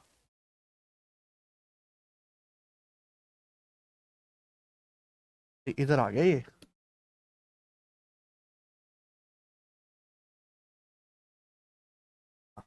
तीसरा एग्जांपल देखो। एक संख्या को पहले 25% बढ़ाया जाता है फिर जो संख्या आते है उसको 32% घटाया जाता है। ठीक है ना, तो 25 और 32% का नेट परसेंटेज चेंज क्या होगा। ठीक है ना, तो x की जगह क्या रख दोगे आप फॉर्मूले में 25 और y की जगह क्या रखोगे -32। तो क्या हो जाएगा, ये हो जाएगा प्यारे बच्चों 25 -32 -25 गुणा 32 बटे 100। तो 25 -32 कितना आ जाएगा -7, 25 गुणा 32 आ जाएगा मेरे भाई 800। 800 को जब 100 से भाग करेंगे 2 जीरो कट जाएगा -8, -7 और -8 आ गया -15%। तो यहां फाइनल आंसर जो आया है वो कैसा आया है निगेटिव। निगेटिव आंसर आने का मतलब है कि संख्या की जो अंतिम वैल्यू है वो इनिशियल वैल्यू से 15% घट गई है, डिक्रीज हो गई है। पॉजिटिव नेगेटिव का भी अपना एक अर्थ है कि संख्या की जो फाइनल वैल्यू है वो इनिशियल वैल्यू से 15% डिक्रीज हो गई है। आई बात समझ में, आप बोलोगे हाँ जी सर बिल्कुल सही। ठीक है, आगे चलते अगला कंसेप्ट, अगला जो है एग्जाम्पल। ठीक बच्चों, ये बताना अगर किसी संख्या को पहले 8% घटाया जाए फिर 15% घटाया जाए तो उस संख्या में नेट परसेंटेज चेंज क्या होगा, बताइए।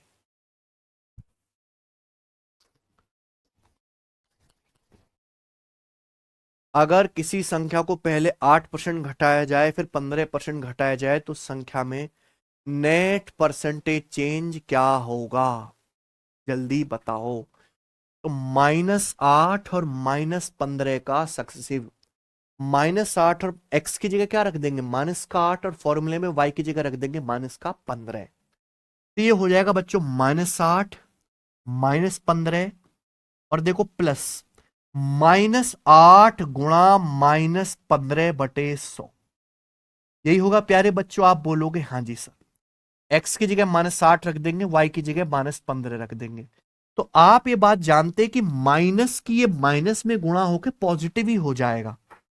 जब आप इस माइनस की इस वाले माइनस में गुणा करेंगे तो माइनस की माइनस में गुणा होकर प्यारे बच्चों ये क्या हो जाएगा, ये पॉजिटिव ही हो जाएगा, इसकी कोई जरूरत नहीं। माइनस की माइनस में गुणा करके क्या हो जाएगा, पॉजिटिव ही हो जाएगा, ठीक है ना बच्चों। तो ये क्या आ गया प्यारे भाई, ये आ जाएगा -8 -15 -23, और 8 गुणा 15 120। 120 को 100 से भाग करेंगे 1.2।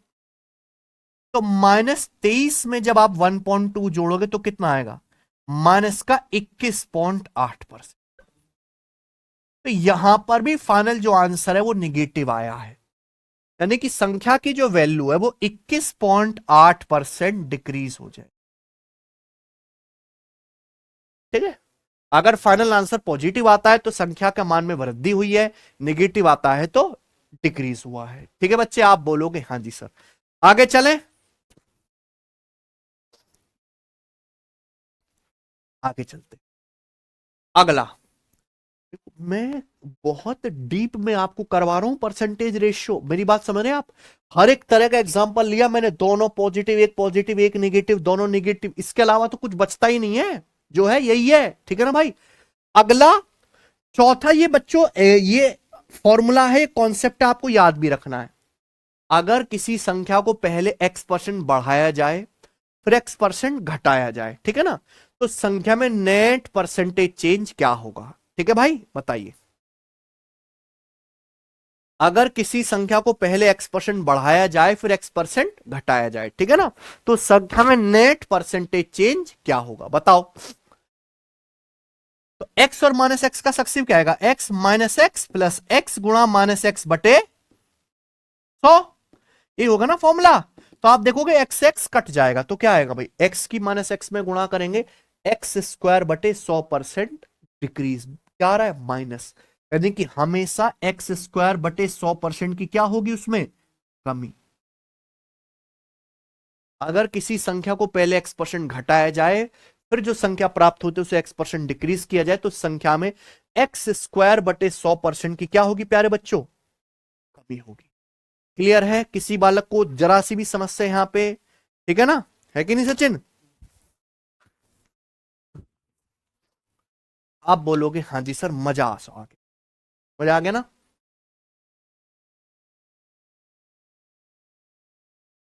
आगे चलते हैं,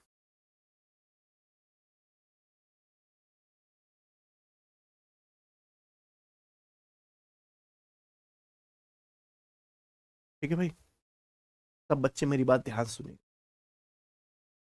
अगला कॉन्सेप्ट, अगला कॉन्सेप्ट मैंने आपको पढ़ाया, एक्सपेंडिचर बराबर प्राइस गुणा कंजम्पशन, पढ़ा रखा, खर्चा बराबर कीमत गुणा खपत, पढ़ाया, खर्चा बराबर कीमत गुणा खपत, ये पढ़ा रखा है। एग्जाम्पल समझिए मेरे प्यारे में, मैं आपसे कहता हूं कि एक वस्तु का प्राइस 12% बढ़ जाता है, कितना बढ़ जाता है, 12%। खर्चा बराबर कीमत गुणा खपत, एक वस्तु का प्राइस 12% बढ़ जाता है, उस वस्तु की खपत 5% कम हो जाती है, तो वस्तु पर होने वाले खर्च में कितने प्रतिशत का परिवर्तन होगा, ठीक है ना, आई ना बात समझ में। एक वस्तु की कीमत प्राइस 12% बढ़ जाता है, उसकी खपत 5% कम हो जाती है, तो वस्तु के खर्चे में कितने प्रतिशत का परिवर्तन होगा। मैंने आपको क्या पढ़ा है, खर्चा बराबर कीमत गुणा उपभोग बीच में क्या आ रहा है, और जहां बीच में गुणा आएगा वहां क्या आएगा मेरे प्यारे भाई, सक्सेसिव। पता है ना, जहां बीच में गुणा आएगा वहां लगेगा सक्सेसिव परसेंटेज चेंज का कॉन्सेप्ट, जहां बीच में प्लस आएगा वहां क्या लगेगा, डेविएशन। खर्चा बराबर कीमत गुणा खपत, कीमत कितनी बढ़ा दी 12%, खर्चा की खपत कितनी कम हो गई 5%, खर्चे में कितना चेंज आएगा, तो यहां बीच में गुणा है, गुणा मतलब 12 और -5 का सक्सेसिव। कैसे निकालोगे, फॉर्मूले से। क्या हो जाएगा formula, X plus Y plus X Y बटे 100%। तो 12 -5 -12 गुणा 5 बटे 100। क्लियर है, 12 -5 -12 गुणा 5 बटे 100।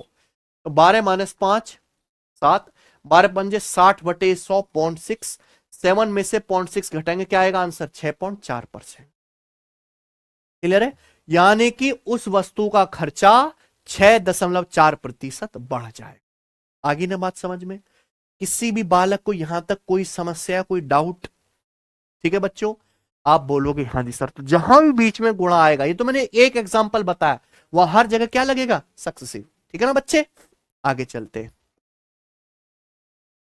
अब शायद आप लोगों के मन में ये डाउट आ सकता है, और आना भी चाहिए, है कि नहीं, कि सर सक्सेसिव परसेंटेज चेंज का आपने जो फॉर्मूला बताया उसमें दो संख्याओं का तो नेट चेंज निकाल सकते हैं, अगर किसी संख्या को 3 बार चेंज कर दे सक्सेसिवली तो कैसे निकालेंगे, है कि नहीं, किसी संख्या को 3 बार चेंज कर दे तो कैसे निकालेंगे, तो भी निकल जाएगा, कोई दिक्कत नहीं है। ठीक है ना, ध्यान सुनिएगा, मैं आपको एग्जांपल देता हूं कि हमने एक संख्या को पहले 25% बढ़ाया, ठीक है, फिर 8% बढ़ाया, ठीक है बच्चों, और फिर हमने 10% घटाया, उस संख्या में नेट चेंज कितना आएगा। आपको बात समझ में आ गई, हमने एक संख्या को पहले कितना बढ़ाया 25%, फिर जो है संख्या को हमने बढ़ाया 8%, फिर जो संख्या प्राप्त हुई हमने उसको कितना घटाया 10%, तो संख्या में नेट चेंज क्या होगा। ठीक है ना बच्चे, क्लियर है, तो आपको बिल्कुल भी घबराना नहीं है मेरे प्यारे दोस्तों। आप सबसे पहले इन दोनों का नेट चेंज निकाल लो, 25 और +8 का निकाल सकते हो, 25 और 8 का सक्सेसिव निकाल सकते हो फॉर्मूला से। क्या आ जाएगा, 25 + 8 + 25 गुणा 8 बटे 25 + 8 + 25 गुणा 8 बटे 100। मुझे लगता है बात समझ में आ गई है। तो 25 + 8 33, 25 अट्ठे 200 बटे 100 यानी कि 2, तो 25 8 33 में 2 जोड़ेंगे 35%, तो कितना आ गया 35% आ गया। 25 और 8 का सक्सेसिव कितना आ गया 35% आ गया, आ गया। तो 25 और 8 का सक्सेसिव आ गया 35%, यानी कि अब जो संख्या आएगी उसको 10% घटाना भी तो है ना, यानी कि अब क्या कर लो आप 35 और -10 का सक्सेसिव निकाल लो। बोलो बात समझ में आई ना बच्चों, है कि नहीं सचिन। तो क्या कर लेंगे हम, दो दो का पेयर बना के कर लेंगे। 35 और -10 का सक्सेसिव कितना आ जाएगा 35 -10 -35 गुणा 10 बटे, तो 35 -10 25, 35 दो शाम 350 बटे 100 यानी कि 3.5, और 25 में से 3.5 घटाएंगे तो कितना आएगा 21%। यही क्या है इस सवाल का आंसर। समझ में आया बच्चों, आप बोलोगे हाँ सर, यानी कि अगर किसी संख्या को पहले 25% बढ़ाया जाए, फिर 8% बढ़ाया जाए, फिर 10% घटाया जाए, तो संख्या में जो नेट परसेंटेज चेंज होगा, क्या होगा नेट परसेंटेज चेंज, वो 21.5% इंक्रीज के बराबर होगा। बोलो बात समझ में आ गई, नो डाउट, ठीक है ना। मुझे लगता है आपको मेरी बात अच्छे से समझ में आ गई है, ठीक है। तो यानी कि फॉर्मूले की हेल्प से अगर आपको 3 बार या 4 बार भी चेंज किया जाए तो भी आप निकाल सकते हो, दो दो का एक एक करके आपको निकालना पड़ेगा। ठीक है ना भाई, आगे चले, अगला कॉन्सेप्ट। मैं आपसे कहता हूं कि हमने एक संख्या को पहले 25% बढ़ाया, ठीक है, फिर 8% घटाया, ठीक है ना बच्चों, कोई दिक्कत। और हमने जो है मेरे भाई उसी संख्या को पहले 8% घटाया फिर 25% बढ़ाया, तो क्या नेट परसेंटेज चेंज सेम आएगा कि अलग अलग आएगा, बताओ जरा।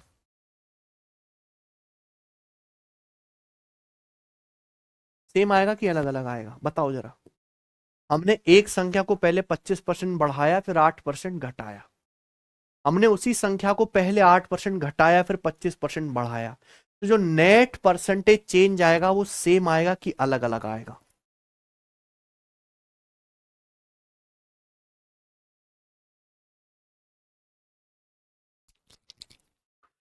हमने संख्या को पहले 25% बढ़ाया है फिर 8% घटाया है, तो संख्या में जो नेट परसेंटेज चेंज आएगा सेम आएगा कि अलग अलग आएगा, सेम आएगा। सबका सेम आ रहा है कि नहीं, सेम आएगा, इक्वल आएगा प्यारे दोस्त, ठीक है। सक्सेसिव परसेंटेज चेंज का मतलब क्या है, मल्टीप्लाइंग फैक्टर से लगातार गुणा, गुणा ही सक्सेसिव है। और गुणा का नियम क्या है, आगे पीछे कैसे भी गुणा करो कोई फर्क नहीं पड़ता। आप 3 की 4 में गुणा करो 12 आएगा, आप 4 की 3 में गुणा करो तो भी 12 ही आएगा, क्लियर है ना। तो यानी कि आप जैसे आपसे पूछा 25 प्लस 8 और -10 का सक्सेसिव निकालो, अगर मैं आपसे ये पूछ लूं कि -10, 25 और 8 का सक्सेसिव निकालो मेरे प्यारे भाई, तो भी यही आएगा, क्योंकि क्या है, बस सेम ही तो है, आगे पीछे हो गया है, ठीक है ना बच्चों। यानी कि सक्सेसिव आगे पीछे, चाहे इनका पहले कर लो इसका बाद में कर लो, आगे पीछे कैसे भी कर लो, आंसर पे कोई फर्क नहीं पड़ेगा। आई ना बात समझ में, कॉन्सेप्ट क्लियर हो गया, ठीक है ना, कि सक्सेसिव परसेंटेज चेंज का मतलब है मल्टीप्लाइंग फैक्टर से लगातार गुणा, और गुणा सक्सेसिव आगे पीछे कैसे भी कर लो आंसर सेम ही आएगा। आगे चलते हैं अगला कॉन्सेप्ट, ठीक है भाई, कॉन्सेप्ट सीखने के लिए तैयार हो, ठीक है। देखो भाई, बहुत रेयर है कि किसी संख्या में 4 बार चेंज किया जाए, 3 ही बार किया जाता है। तो अगर किसी संख्या को 3 बार बदला जाता है सक्सेसिवली परसेंटेज से, तो उसका भी एक डायरेक्ट फॉर्मूला है, ये फॉर्मूला भी आपको याद होना चाहिए, इससे भी आपका समय बचेगा और डिस्काउंट चैप्टर में इसकी बहुत ज्यादा आपको हेल्प होगी, कंपाउंड इंटरेस्ट चैप्टर में भी आपको इसकी बहुत ज्यादा जरूरत पड़ेगी, ठीक है ना बच्चों। थोड़ा याद करना ट्रिकी है पर आप प्रैक्टिस करोगे तो याद हो जाएगा, ठीक है बच्चों। Successive percentage of X% Y% and Z%। अगर किसी संख्या को पहले X% चेंज किया जाए, फिर जो संख्या प्राप्त होती है उसको Y% चेंज किया जाए, फिर जो संख्या प्राप्त होती है उसको Z% चेंज किया जाए, यानी कि X% Y% और Z% का जो नेट इफेक्टिव प्रतिशत चेंज होगा, जो कुल प्रतिशत परिवर्तन होगा, उसका फॉर्मूला क्या है भाई। 2 का तो आपको याद है, X और Y का X plus Y plus XY बटे 100%, लेकिन अगर 3 बार चेंज किया जाए, ये फॉर्मूला भी पूछा गया आपके पेपर में, सीधा फॉर्मूला भी, 3 बार चेंज किया जाए, है ना, तो क्या आएगा प्यारे दोस्तों, X% Y% Z% का जो नेट इफेक्टिव परसेंटेज चेंज होगा, पहले तीनों को जोड़ो, क्या करना है, तीनों को जोड़ो, X plus Y plus Z, तीनों को जोड़ा, जोड़ लिया, जोड़ लिया, फिर प्लस करो, ऐसे याद रखना, रटना नहीं गधे की तरह, पहले तीनों को जोड़ा फिर प्लस, फिर क्या करो, दो दो की गुणा करो, दो दो की गुणा, दो दो की गुणा यानी कि X की Y में, Y की Z में, Z की X में, दो दो की गुणा कर ली, दो दो गुणा कर ली, गुणा करके किससे भाग देना दे रहा है आपको, 100 से, गुणा करके किससे भाग देना है, 100 से, दो दो की गुणा करो उसको किससे भाग दो, 100 से, फिर प्लस, फिर प्लस, ठीक है ना, फिर प्लस, ठीक है बच्चों। फिर क्या करो, तीनों की गुणा करो, X की Y की Z की, तीनों की गुणा करा, और तीनों की गुणा करके किससे भाग देना आपको, 10,000 से, XYZ बटे 10,000%, ठीक है ना। कैसे याद करेंगे, X% Y% और Z% का जो नेट परसेंटेज चेंज होता है वो होगा प्यारे बच्चों, पहले तीनों को जोड़ो X plus Y plus Z, फिर दो दो की गुणा प्लस होगा XY plus YZ plus ZX बटे 100, फिर तीनों की गुणा X की Y की Z की, और बटे क्या करना है आपको, 10,000, ये आएगा, ठीक है ना, क्लियर है। बार बार करिएगा, मैं आपको एग्जाम्पल से समझा भी देता हूं। मान लीजिए सवाल आ जाता है कि एक संख्या को पहले 3% बढ़ाया गया है, फिर 7%, फिर 8%, ठीक है, तो संख्या में नेट परसेंटेज चेंज क्या होगा? ठीक है मेरे भाई, एक संख्या को पहले 3%, 7%, 8%, तो नेट परसेंटेज चेंज क्या होगा? क्लियर है? फॉर्मूला आपके समक्ष है, सीधा लगा सकते हैं। पहले तीनों को जोड़ो, 3, 7, 10 और 8, 18, तीनों को जोड़ लिया, प्लस फिर दो दो की गुणा, दो की गुणा करेंगे, 3 सत्ते 21, 7 अट्ठे 56, फिर 8 तिया 24, तीन तीन दो की गुणा कर लिया, दोनों दो की गुणा करके इनको जोड़ो, जोड़ के कितना आएगा भैया? 101, 56, 24, 80, 80 प्लस 21, 101। तो मैंने दो की गुणा करके जोड़ लिया, कितना आ गया? 101। 101 को आपको किससे भाग देना है? जब 100 से भाग देंगे तो यहां दशमलव के बाद क्या आएगा? 2 अंक आएगा, 1.01, क्या आएगा? 1.01। फिर प्लस, फिर तीनों की गुणा कर लो, तीनों की गुणा करो, क्या आएगा? 3 सत्ते 21, 21 अट्ठे 168। 168 को किससे भाग देना है? 10,000 में 4 जीरो है, कितनी जीरो है? 4। अगर 4 जीरो से भाग दोगे तो दशमलव के बाद कितने अंक आने चाहिए? 4, यानी कि ये 3 ही अंक है, तो दशमलव के बाद 1 जीरो ये बढ़ा लेंगे, ठीक है ना। 168 को 10,000 से भाग देंगे तो क्या आएगा? 0.0168, ठीक है ना बच्चे। आप इनको जोड़ लो, क्या कर लीजिए? जोड़ लीजिए। तो 18 और 1 19, 0.01, 0.01, 0.02, 19.0268%, ये क्या आ गया? Net percentage change. Exact value मैंने आपको निकाल के दिखा दी, देखो कितना खतरनाक है कि नहीं बच्चों? ठीक है ना। हालांकि पेपर में जो सवाल आएंगे उनमें आंसर क्या होता है? लगभग अप्रोक्स में होता है, तो आपको इसकी जो है जरूरत पड़ती नहीं है, ठीक है ना बच्चों। 3%, 7% और 8% का जो नेट परसेंटेज चेंज होगा वो ये होगा। क्लियर है? मुझे लगता है सभी मेरे भाइयों को बहुत अच्छी तरीके से समझ में आ गया है, ठीक है ना। मैं एक बार आपको पूरा फिर से रिवाइज करवा देता हूं कि सक्सेसिव परसेंटेज चेंज क्या होता है। क्रमागत प्रतिशत परिवर्तन, सबसे पहले मैंने आपको परिभाषा बताई 100 मान के, है ना।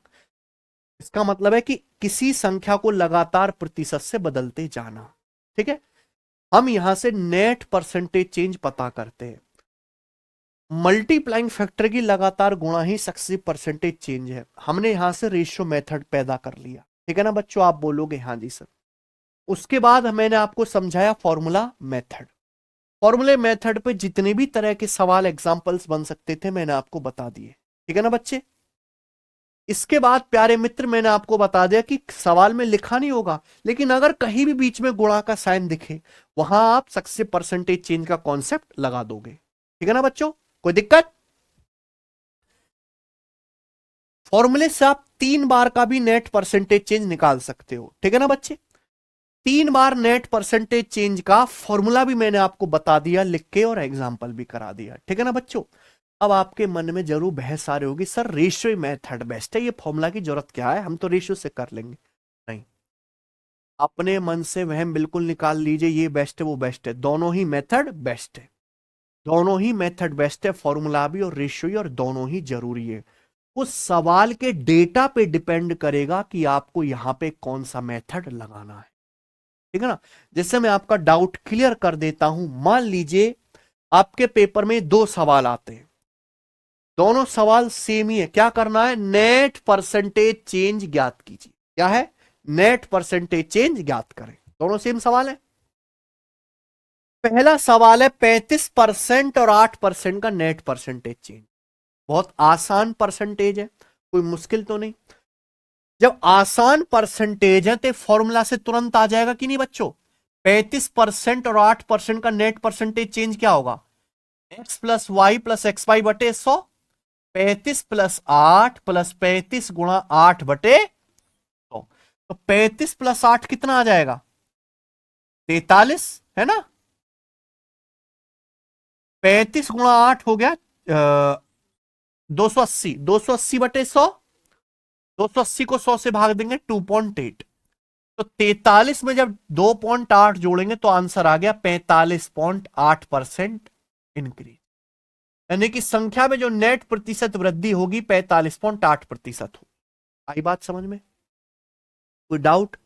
लेकिन आपके सामने आ जाता है ये सवाल, एक संख्या को पहले 16 सही 2/3% बढ़ाया, पर जो नई संख्या प्राप्त हुई माइनस का साइन लगा हुआ है उसको 42.84% घटाया।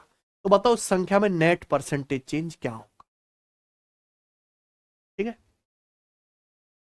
अगर आप इस सवाल को फॉर्मूले से करने लगे तो आपके जन्म बीत जाएंगे। ठीक है ना? तो आप क्या रखोगे, x की जगह 16 सही 2/3, y की जगह 42.84, कैलकुलेशन करते करते ही रह जाओगे फिर। तो ये सवाल, ये वाला जो क्वेश्चन है फॉर्मूला मेथड से नहीं करना है, नहीं होगा, कैलकुलेशन बढ़ेगी। लेकिन ये ऐसी परसेंटेज है कि इनकी फ्रैक्शन आसानी से बन जाएगी। ये सवाल किससे आसान होगा? रेशियो मेथड से। अरे भाई जब फ्रैक्शन आसान बन रही है तो आपको क्या लगाना है? Ratio method. ठीक है बच्चों? और जब फ्रैक्शन मुश्किल बने तो आपको क्या लगाना है? Formula method. ठीक है ना बच्चों? यहां ये ऐसा डाटा है 16 सही 2/3% इंक्रीज 42.84% डिक्रीज, कि इनकी फ्रैक्शन आसानी से बन जाएगी। अगर किसी संख्या को 16 सही 2/3% बढ़ाते हो तो इसकी फ्रैक्शन वैल्यू क्या होती है? 1/6 बढ़ाने का मतलब अगर संख्या पहले 6 है तो 6 से 1 बढ़ के क्या हो जाएगी? जैसे 1 बढ़ के 7। 42.84% की फ्रैक्शन वैल्यू क्या होती है? नहीं याद आ रहा होगा ना? 42 में 14 आ रहा है। 14.28% क्या होता है? 1/7। ये 3 गुना है। तो 42.84% की फ्रैक्शन वैल्यू, 42.84% की फ्रैक्शन वैल्यू होती है 3/7। 3/7। पहले आपने संख्या को 1/6 बढ़ाया, संख्या 6 से कितनी हो जाएगी? 7। फिर 42.84% घटा, यानी कि संख्या 7 से 3 घट के कितनी हो जाएगी? 7 से 3 घट के कितनी हो जाएगी? 7 से 3 कम कर दो, 4। दोनों की सीधी सीधी गुणा, गुणा ही क्या है? सक्सेसिव। सीधी सीधी गुणा करेंगे, 7 से 7 कट गया, 2 से कटेगा, 2 दूनी 4, 2 तिया, यानी कि क्या आ गया? 2 रेशियो। ये क्या आ गया बच्चों? ये संख्या की इनिशियल वैल्यू और फाइनल वैल्यू का रेशियो आ गया।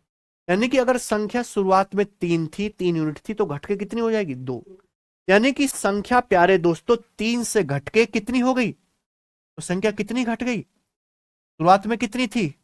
और 1/3 का मतलब क्या होता है? 33.33% डिक्रीज, घट गई है संख्या की फाइनल वैल्यू इनिशियल वैल्यू से कम है। तो यानी कि ये कैसे आसान हुआ? Ratio method. ये कैसे आसान रहा? Formula method. आई ना बात समझ में? तो दोनों ही तरीके अपने आप में क्या है? बेस्ट है। हमें सवाल के डेटा के हिसाब से देखना है। अगर परसेंटेज मुश्किल है, फ्रैक्शन आसान बन रही है, तो आप रेशियो मेथड ही लगाओगे। ठीक है ना बच्चों? लेकिन सीधा फॉर्मूले में ही इजी कैलकुलेशन हो रही है तो आप फॉर्मूला लगाओगे। ठीक है ना? इसी के साथ सक्सेसिव परसेंटेज चेंज के सारे कॉन्सेप्ट्स खत्म होते हैं। एक बार मुझे कमेंट में बताओ कि आपको ये समझ आया कि नहीं।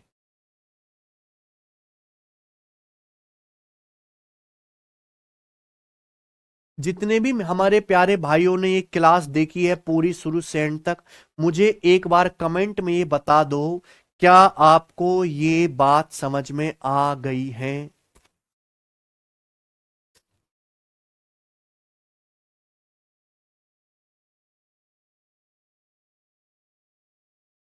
क्योंकि इससे बेहतरीन तो इसको बताया ही नहीं जा सकता।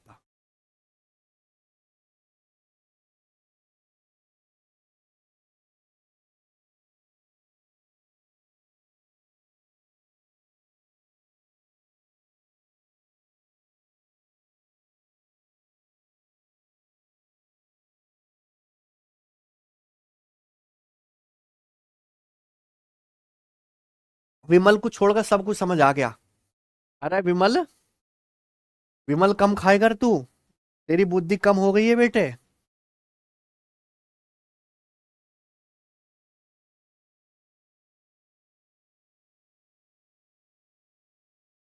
एक बार घर पे जाकर दोबारा पढ़ना। एक बार ना हो, दूसरी बार पढ़ना, तीसरी बार पढ़ना, पढ़ना तो पड़ेगा, ठीक है ना। नहीं भाई, 14.28% की फ्रैक्शन वैल्यू 1/7 है ना, 42.84% की 3/7। हर एक चीज मैंने समझा दी। अगर आप कॉन्सेप्ट अच्छे समझ गए तो आपको अपने आप पता चलेगा। सवालों की तरफ चले बच्चों, सवालों की तरफ चले, है कि नहीं। सवाल अब आप अपने आप करने लगोगे, मेरे बताने से पहले आंसर आएगा। सवाल नंबर 71 देखिए, नीता की सैलरी में पहले 13% की वृद्धि की जाती है, फिर 13% कम कर दी जाती है, उसके वेतन में कितना परिवर्तन हुआ। अभी मैंने कॉन्सेप्ट समझाया था ना। नीता की सैलरी को पहले 13% बढ़ाया जाता है, अब जो सैलरी आई उसी सैलरी को दोबारा कितना 13% कम कर दिया जाता है, तो नेट चेंज क्या होगा। अभी पढ़ाया था X%, ये नहीं दिख रहा बेटा आपको। कोई भी सवाल आप दुनिया का उठा के देख लीजिए, जो मैंने पढ़ा है इससे बाहर नहीं है। X% और -X% का नेट चेंज क्या आएगा, X²/100% डिक्रीज के बराबर होगा कि नहीं होगा। आप बोलोगे हाँ जी सर बिल्कुल सही। तो अगर सैलरी को पहले 13% बढ़ाया जाए, फिर 13% कम किया जाए, तो उसकी सैलरी में नेट चेंज कितना आएगा, 13²/100% की कमी होगी, घट जाएगी। तो 169/100 यानी कि 1.69% डिक्रीज आ गया ना। ये देखो,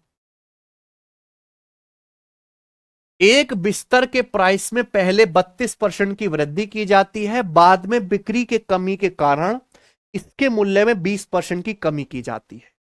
बिस्तर के अंतिम मूल्य में निवल प्रतिशत परिवर्तन ज्ञात करो, नेट परसेंटेज चेंज बताओ बेड के फाइनल प्राइस में, है ना। हमने जो जोश में आके एक बेड का प्राइस पहले 32% बढ़ा दिया। जब प्राइस बढ़ा दिया तो भैया महंगा कर दोगे सामान तो लोग खरीदना कम कर देंगे, बिक्री कम हो गई, फिर हमने जल्दबाजी में उसका प्राइस 20% कम कर दिया, तो फाइनल प्राइस में नेट परसेंटेज चेंज क्या आएगा, इन दोनों का सक्सेस 32 और -20 का। कॉन्सेप्ट पता है अब आपको, मेरे बताने से पहले बताओगे 32 -20, फॉर्मूले से जल्दी होगा ना ये। 32 -20 -32 गुणा 20/, तो यही आ जाएगा ना बच्चों। आप बोलोगे हाँ जी सर यही आएगा। तो 32 -20 कितना आ गया, 12। 32 गुणा 20 640, 640/100 कितना 6 12 में से 6.4 घटाओ कितना आएगा 5 यानी कि बिस्तर का जो फाइनल प्राइस है वो कितना बढ़ गया 5.6% इंक्रीज हो गया। क्या है, ऑप्शन नंबर ए। ठीक है, आगे चले, ये बताइए।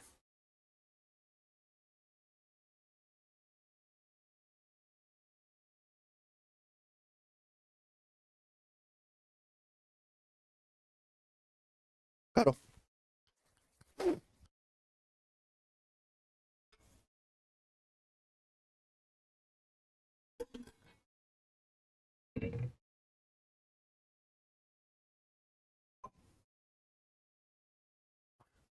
है? रेलवे के कांस्टेबल का सवाल है, आपके पेपर में आने से कोई रोक रहा है इसे, नहीं ना। ध्यान सुनेगा मेरे भाई। देखो बच्चों, ईंधन की कीमत क्रमागत 3 महीनों में 15%, 25% और 35% कम की गई, लेकिन चौथे महीने में 40% वृद्धि की गई। चौथे महीने में ईंधन की कीमत में उसकी मूल कीमत की तुलना में कितने प्रतिशत की वृद्धि या कमी हुई है। देखो, 4 बार चेंज किया जा रहा है ईंधन का प्राइस, 4 बार। आप यहां पे फॉर्मूला भी लगा सकते हो, लेकिन फॉर्मूला लगाने में आपको काफी मेहनत करनी पड़ेगी, है कि नहीं। इनकी फ्रैक्शन भी ऐसा नहीं कि बहुत बड़ी बड़ी बनेंगी, तो इस सवाल को हम कैसे कर लेते हैं, रेशियो से कर लेते हैं। देखो, इस सवाल में केवल यह पूछा जा रहा है कि चौथे महीने में ईंधन की कीमत में उसकी मूल कीमत की तुलना में कितने प्रतिशत की वृद्धि या कमी हुई है। यानी कि 4 महीने में ईंधन के प्राइस में नेट चेंज कितना आया, ये तो पूछा गया है ना। 4 महीने में ईंधन के प्राइस में कुल नेट चेंज कितना आया है। अच्छा, पहले 3 महीने में ईंधन की कीमत कितनी कम की जाती है, पहले महीने 15%। 15% की फ्रैक्शन वैल्यू क्या होती है, 5%, 1/20, 5% का 3 गुना है ये, 15% यानी कि 3/, यानी कि ईंधन की कीमत अगर 20 थी तो 20 से 3 कम होकर कितनी हो जाएगी? 17 मल्टीप्लाई। फिर अगले महीने कितनी कम की जाती है? 25%। कम करने का मतलब माइनस 1/4 का मतलब अगर कीमत 4 है तो 4 से कम होकर कितनी हो जाएगी?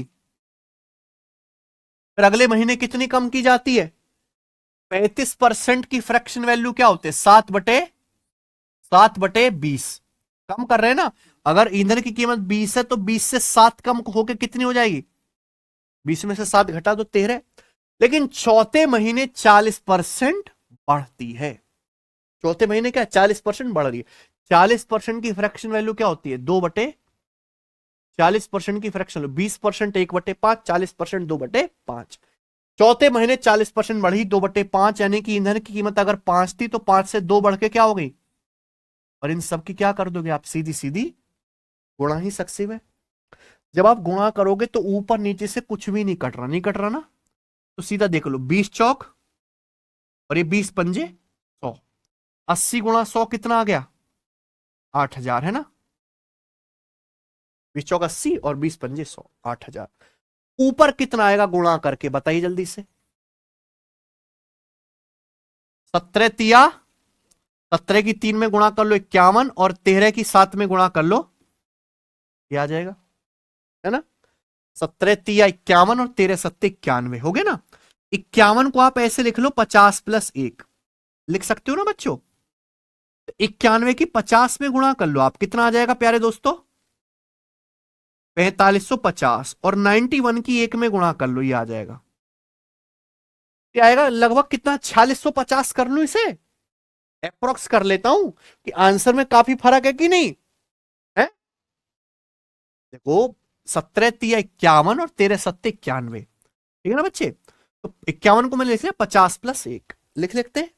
91 की 50 में गुणा कर लो तो 5 एकम 5, 5 नाम 45, और ये 91 को लगभग 100 मान लो। क्या मान लो? 100। तो कितना हो गया? 4650। ये 4650 हो गया, लगभग आया, लगभग, है ना। मैंने बहुत ज्यादा चेंज तो किया नहीं। यानी कि अगर ईंधन की कीमत पहले 8000 थी इनिशियल वैल्यू, तो 8000 से घट के फाइनली कितनी हो गई? 4650। यानी कि ईंधन की कीमत 8000 से घट गई है, घट गई है ना। फाइनल वैल्यू इनिशियल वैल्यू से कम हो गई है, तो इंक्रीज वाले आंसर तो है ही नहीं। आंसर या तो पहला ऑप्शन होगा या दूसरा ऑप्शन होगा, इन दोनों में से एक ऑप्शन होगा। आप बोलोगे हाँ जी सर। आप ये देखो, ये कट भी रहा है किससे? 0 से कट भी रहा है ना। देखो यहां तक बात समझ में आ गई है, 0 कट भी गई। अब एक बात बताओ, अगर बेस 100 होता है तो डायरेक्ट आंसर किस में आता है? परसेंटेज में। यहां जो बेस है नीचे वो क्या है? 800। अगर मुझे मान लो कि 800 को अगर मैं 100 बना दूं तो डायरेक्ट परसेंटेज में आंसर आ जाएगा कि नहीं आ जाएगा? 800 को 100 बनाने के लिए क्या करना होगा? ऊपर नीचे 8 से भाग। आप क्या करो, ऊपर नीचे 8 से भाग कर लो। 800 को भाग करेंगे 8 से, क्या हो जाएगा? 100। और ऊपर है 465, 465 को 8 से भाग करेंगे, क्या आएगा? 8 पंजे 40, 40 के बाद कितना बचेगा? 6 5, यानी कि 8 सत्ते, यानी कि ईंधन की कीमत अगर 100 थी तो 100 से 57 होगी, तो लगभग कितनी घटी? 43। 43 का मतलब अप्रोक्स 43%। 8 पंजे 40, और सॉरी 8 पंजे 40, 6 बचेगा ना, 6 5, तो 8 अट्टे 64 आएगा। यानी कि ईंधन की कीमत अगर 100 थी तो 100 से कितनी हो गई? यानी कि कितनी घटी? 42। तो अगर बेस 100 है तो जो भी आएगा वो डायरेक्ट क्या आएगा? परसेंटेज में। यानी कि ईंधन की कीमत लगभग 42% घटी। ये कितना है? ये 42% ही तो है लगभग, तो आंसर क्या हुआ? ये ऑप्शन। ये अप्रोक्स कैलकुलेशन का तरीका भी सीखना पड़ेगा आपको, ठीक है ना। श्याम कह रहे हैं सी। अरे कबाड़ सी कैसे आ जाएगा? तुम कैसे कबाड़ी आदमी हो भाई। आप जब इनकी मल्टीप्लाई करोगे तो आप देखो फाइनल वैल्यू इनिशियल वैल्यू से कम है, यानी कि ईंधन का प्राइस घट गया ना, वो दिख भी रहा है। आप घटा ज्यादा रहे हो, बढ़ा कम रहे हो, तो ईंधन का प्राइस घटेगा ही। यानी कि आंसर ये या तो ए ऑप्शन है या बी। इंक्रीज वाला तो है ही नहीं। और देखो यहां 2% का फर्क तो दिख ही रहा है, वो बहुत बड़ा फर्क होता है 2%। तो मैं क्या कैलकुलेशन करूंगा, अप्रोक्स 0 0 नीचे क्या 800, 800 को अगर 100 बनाना है तो 8 से भाग कर दो, 100 में आंसर सीधा परसेंटेज में आएगा। तो ऊपर नीचे किससे भाग कर दो, 100 से। 800 को सॉरी 8 से, 800 को 8 से भाग करा 100 हो गया, ऊपर 8 से भाग करा 58 हो गया। तो 100 से 58 यानी कि लगभग कितना घट गया, 42% डिक्रीज। कौन सा ऑप्शन है, समझ में आ गई ना बात। मुझे लगता है सबको बात समझ में आ गई है, ठीक है। चलिए आज इतना ही छोड़ते हैं, इसके आगे के सवालों को हम कल करेंगे, ठीक है ना। कल और परसों में हम ये चैप्टर एंड कर देंगे, ठीक है बच्चों। चलिए।